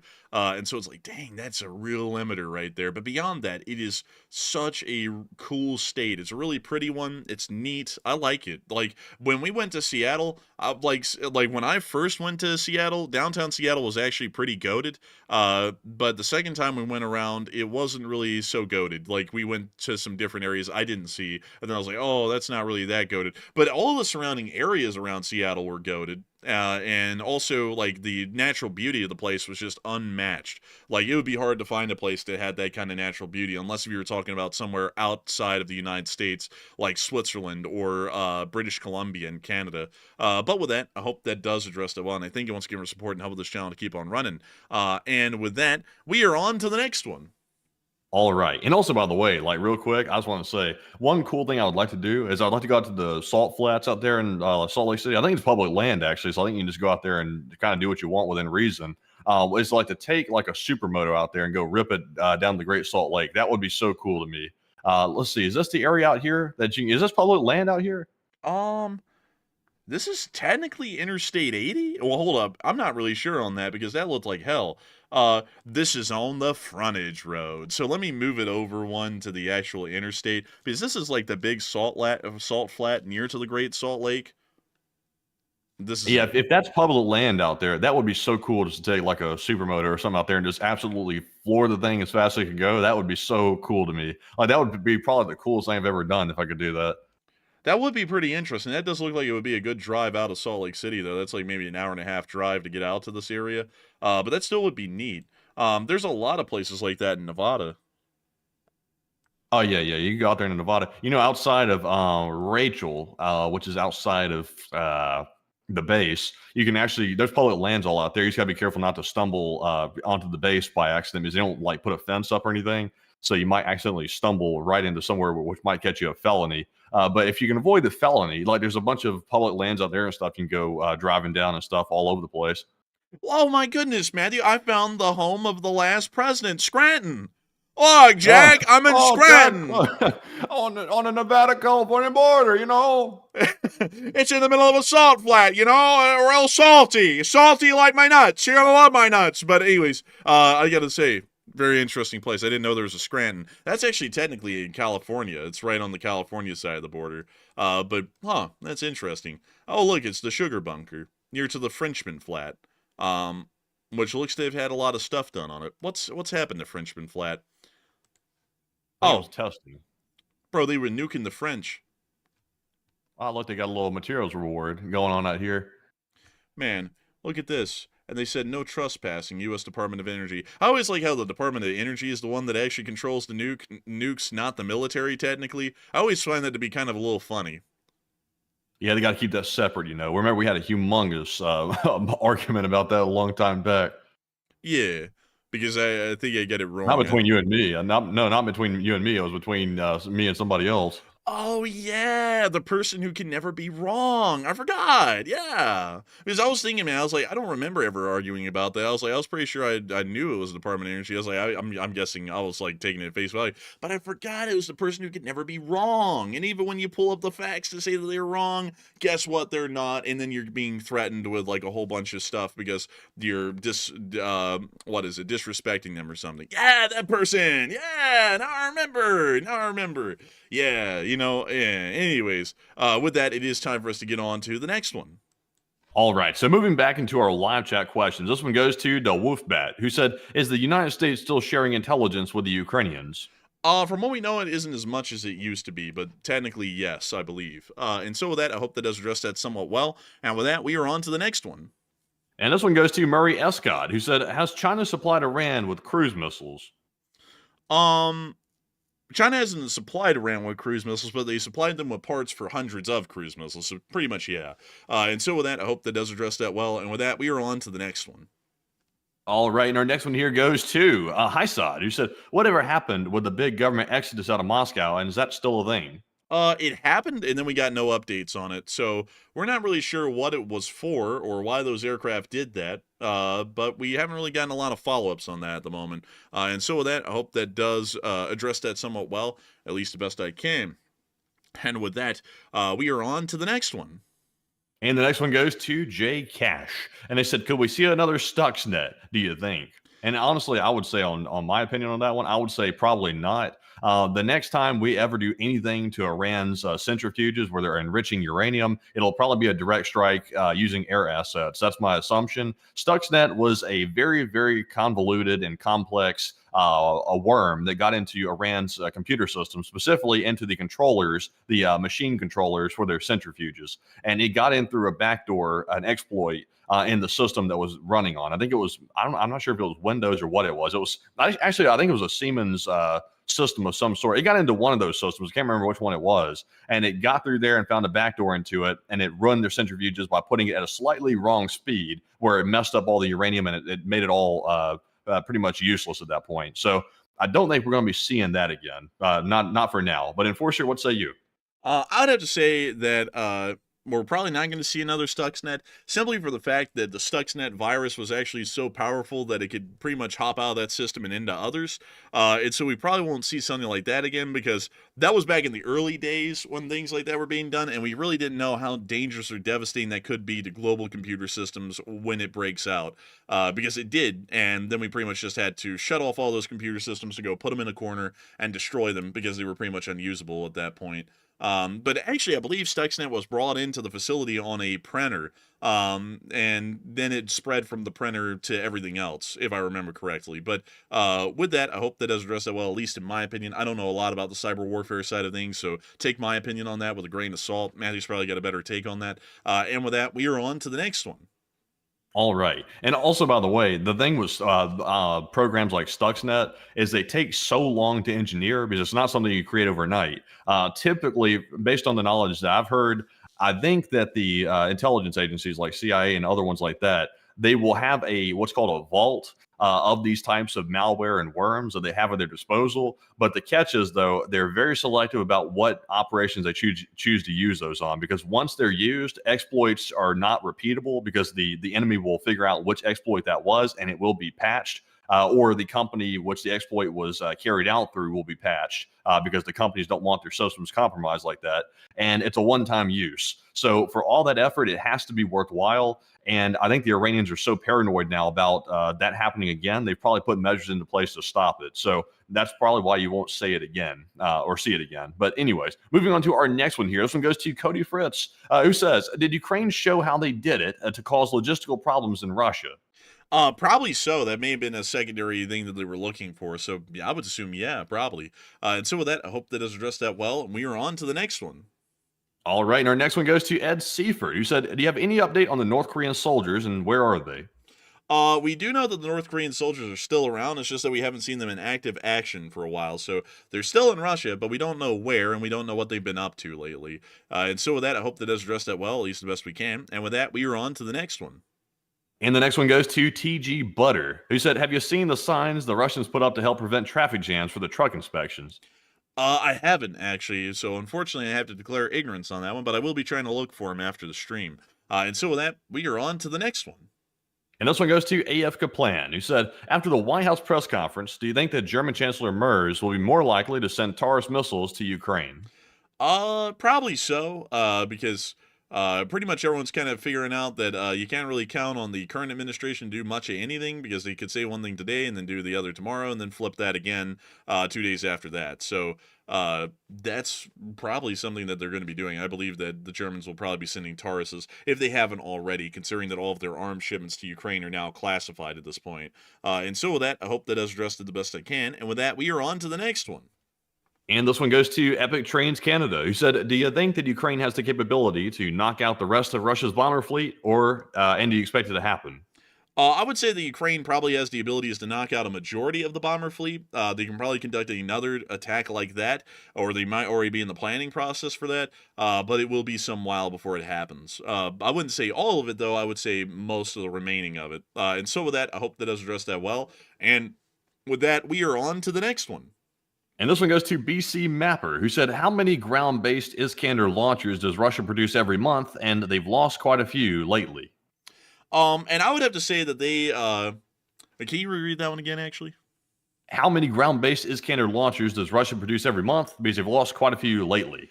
From what I know, they don't have any active production cycles on those because those are largely specialized vehicles. So the Russians are losing them, and they're not really ever replacing them, from what we know at least. And so with that, I hope that does address that well. And with that, we are on to the next one. All right. Also, let's see here. I saw Steven say in the live chat that Stuxnet was a program language bug and what machine control programs run on. And let's see here.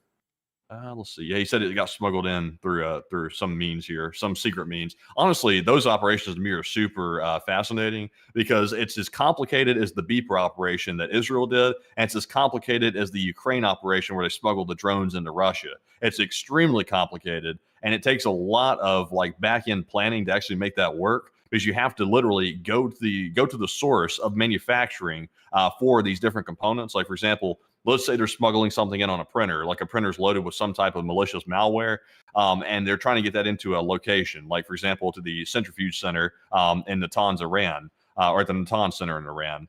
That takes a lot of planning to human engineering side of things to make that sort of find its way into that plant. Also, planting the stuff on the printer, it's just a lot. Like, that is a lot of work and a lot of planning. I'm always very fascinated by that, just based on the complexity of it. But moving on to our next question here. This one goes to Lee and Kate, who said, after Putin is gone, what do you think would happen? Russians pull out of all Ukrainian territory and the war continues, or Russian soldiers simply abandon their position? I would say that the Russian, well, if a new government changed, it really would be up to the new government what they would do. There wouldn't really be like a blanket statement reaction to where the government lost control, because the army is retreating without the orders of the government, the new one even. That means that government actually doesn't exist. Putin hasn't been replaced. Russia has just literally gone into a state of anarchy at that point. So I would generally say it would be up to the new government, and that really depends on who comes into power after that and what kind of a narrative are they trying to spin. Are they trying to spin a narrative that Putin was a bad man, or are they trying to make Putin into a martyr and follow along in his image? It really kind of depends on how that would go. But with that, I hope that does address that the best I can. And Matthew, how many live chats do we have left?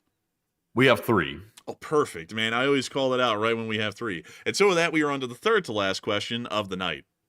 And this one goes to Happy Dragon, who said, if something were to happen to Putin, who would be his successor? It's really hard to say. There would be an internal power struggle that would occur inside of Russia amongst multiple top players at this moment, like Medvedev, Shoigu, people like that. But then it would probably end up being someone that we don't even know about right now, that's in the lower ranking areas of the government, that would rise to the top in the middle of that, and then end up seizing power as the actual main player. So I would generally have to say we wouldn't know the person by name at the moment, but it's not going to be anyone big that we would know right now. I think it could be Alexander Bortnikov, because typically speaking, in Russia, the intel people hold a hell of a lot of power over there, and Bortnikov is the head of the FSB since 2008. So he has quite a lot of power, and he's also not really super well known either. But I think Bortnikov could wield enough internal power, because he's a top bureaucrat for the FSB, that he might be able to position himself to take over. I don't think many people are going to support Medvedev. Me personally, he's too volatile even for the Russians, and he's a loose cannon. Like, that's why even Putin sort of keeps him stowed away in the closet and tells him to go away when he isn't needed. He's too out of control, and most people don't want to deal with that. So they'd probably put him to the side. It would be somebody more, I guess you could say, in the shadows, like Bortnikov, that would probably come up. At least in my opinion, I think. I would agree with that, but I think Putin is actually the only spy, like former spy of any kind, who's ever actually risen to be the head of Russia or the Soviet Union. Because thinking about it, Lenin was the founder of the Soviet Union. None of the czars count because they were all from the royal family, so their occupation was just being a royal. So then through the Soviet Union, Lenin was the founder of the Soviet Union for the large part. Stalin was the general secretary.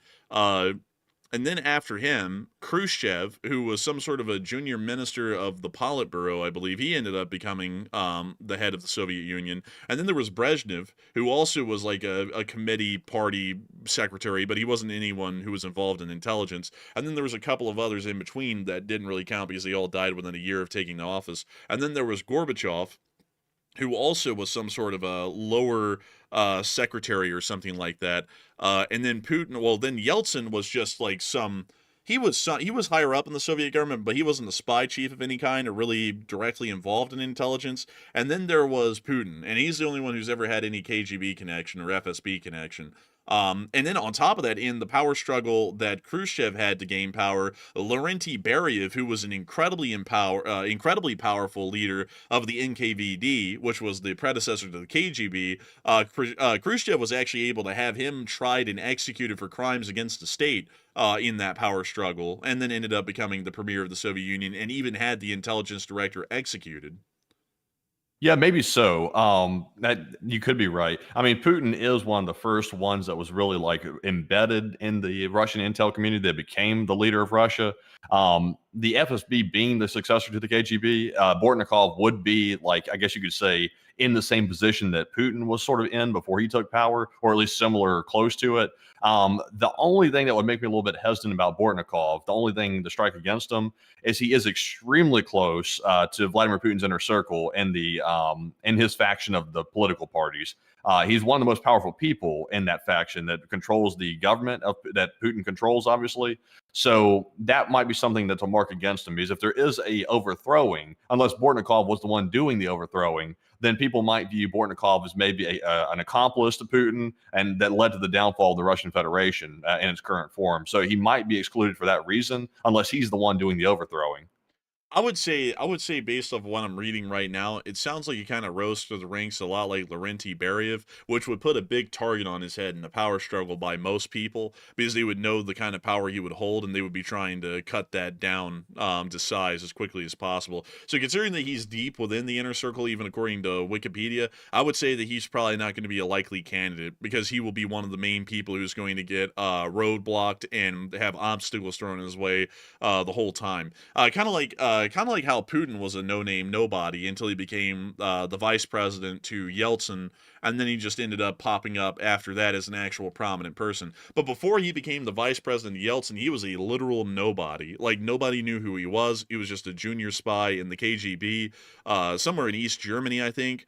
And then at the collapse of the Soviet Union, he somehow was able to politic his way up to being the vice president with Yeltsin. So I think that's probably what would end up happening here, is that a no-name nobody would end up pretty much popping up to the top. So I don't really think we would know who it is right now. Also, one thing I did see in this Wikipedia there that I wasn't aware of is Bortnikov apparently had a humongous role in convincing Putin to invade Ukraine, at least according to the article right there. If that is true, not to get too deep here, too speculatory, but I wonder if Bortnikov, because here's my thing, invading Ukraine was a terrible idea, like by any measure. Like, even if they wanted to invade Ukraine just to take the thing over and they didn't give a damn about morality or territorial borders or anything, then they weren't going to just like roll in there and take the whole place. That was obvious. Like, the people saying 3 days were completely wrong, and that was obvious from the start. So I wonder if Bortnikov might be setting Putin up, I wonder, by causing a collapse. Maybe, possibly. But then at the same time, while he may create a collapse, it may be a gamble to see if he can survive the power struggle and come out on top, and it's not really even a guarantee still. But that is an interesting notion, though. But with that, let's gather this super chat here and then get to the 2 last questions of the night. So this one goes to Marty K, who puts in a 10-pound donation, and thank you very much, Marty K, for that support and throwing in the super sticker of the YouTube pair running through the sky, or flying through the sky. And we do appreciate that very much, Marty. And I got to thank you so much for the support as well, Marty K, and helping this channel to keep on running. Because if it wasn't for folks like you, we wouldn't be able to make this thing possible, and we wouldn't be able to keep it running. So a huge thanks to you so much once again. And with that, we are on to the second to last question of the night. And this one goes to David McGregor, who said, why is Transnistria being even talked about today with possible 10,000 Russian troops massing and not even a threat, in my opinion? I don't even know why it's really being talked about by many, because there's no way for the Russians to support or sustain those troops, so they'll probably never be used, because beyond an opening offensive, they're going to get curb stomped and destroyed. And so I don't really think it's anything even worth talking about, because the strategic likelihood of something like that ever really having a big impact, succeeding, or becoming a large campaign is next to none, really. But I hope that does address it the best I can, at least in my opinion. And with that, we are on to the final question of the night. And so, who is the lucky last person to throw in the lucky last question of the night? And that viewer is Canada is Sovereign, who said, I've been wanting to ask this question for a long time. Have you considered making an Enforcer Media app, and would it have benefits? And is it not in your future goals? Honestly, I do have the ability to make an app. I can do that. Like, I have the knowledge to be able to do that. But at the same time, though, I'm not sure really what it would include on it, because since we use YouTube as our publishing platform, there's really no reason to have an app. But it could be cool maybe just to, like, I guess put maybe channel lore on it or something. But yeah, that would be a lot of work to do an app just for the channel lore side of things. So I haven't really thought about that. But Enforcer, what do you think? I would have to say it's an interesting idea, but like Matthew's saying, I don't really know what we would include on it. We could upload YouTube videos onto that, but that would take a lot of space, like a lot of data to do that, and then that might start making it a very expensive kind of a thing to upkeep the server space to put all of that onto an app like that. Another thing is that usually our news gathering is usually done through a multitude of sources, usually Twitter and Reddit as a combination for our nightly shows, and for those reasons, it would be a little bit difficult to include those sorts of things on an app. So it would be a cool idea, but I don't really know how we could actually make that a real thing, unless we were wanting to pretend to be big like other people do, and then they make an app and it really doesn't have anything on it. And I don't really want to do that because I don't really know what kind of actual utilitarian value the app might serve at the moment. But if we could come up with an interesting idea for that, maybe we can implement something like that. It'd be a kind of cool idea. And so with that, I hope that does address that the best I can, and we have reached the end of tonight's stream. I'm going to thank you all once again for watching. It's been an absolute honor and a pleasure. We had a peak viewership tonight of 12,000 people, and we also had 101,000 people here with us since the beginning of the stream. I've got to say that we're entirely honored and appreciative to have all y'all here with us tonight, and we hope y'all have enjoyed the stream. If y'all did, make sure to like, comment, and subscribe. We'll be here every single day, 6 days a week at 10 p.m. Eastern Time, every day but Monday, covering the news of the past 24 hours around the world. And so with that, we will see you all then. Good night, good luck, take care, stay safe, Slava Ukraini, and long live the Least Spring Army. The Least Spring Army will never die. And with that, folks, thank you all once again for joining us yet again tonight on day 1199 of the War News stream. And a big thanks to all 101,000 people that were here by the end of the stream. And we shall see you all tomorrow on the Short War video. If there is one to make, you'll be hearing from me midday tomorrow for that. And we will be live tomorrow at 10 p.m. Eastern on our usual nightly War News stream once again. And thank you all for watching tonight. And of course, Slava Ukraine, Heroam Slava, get some rest, and good night.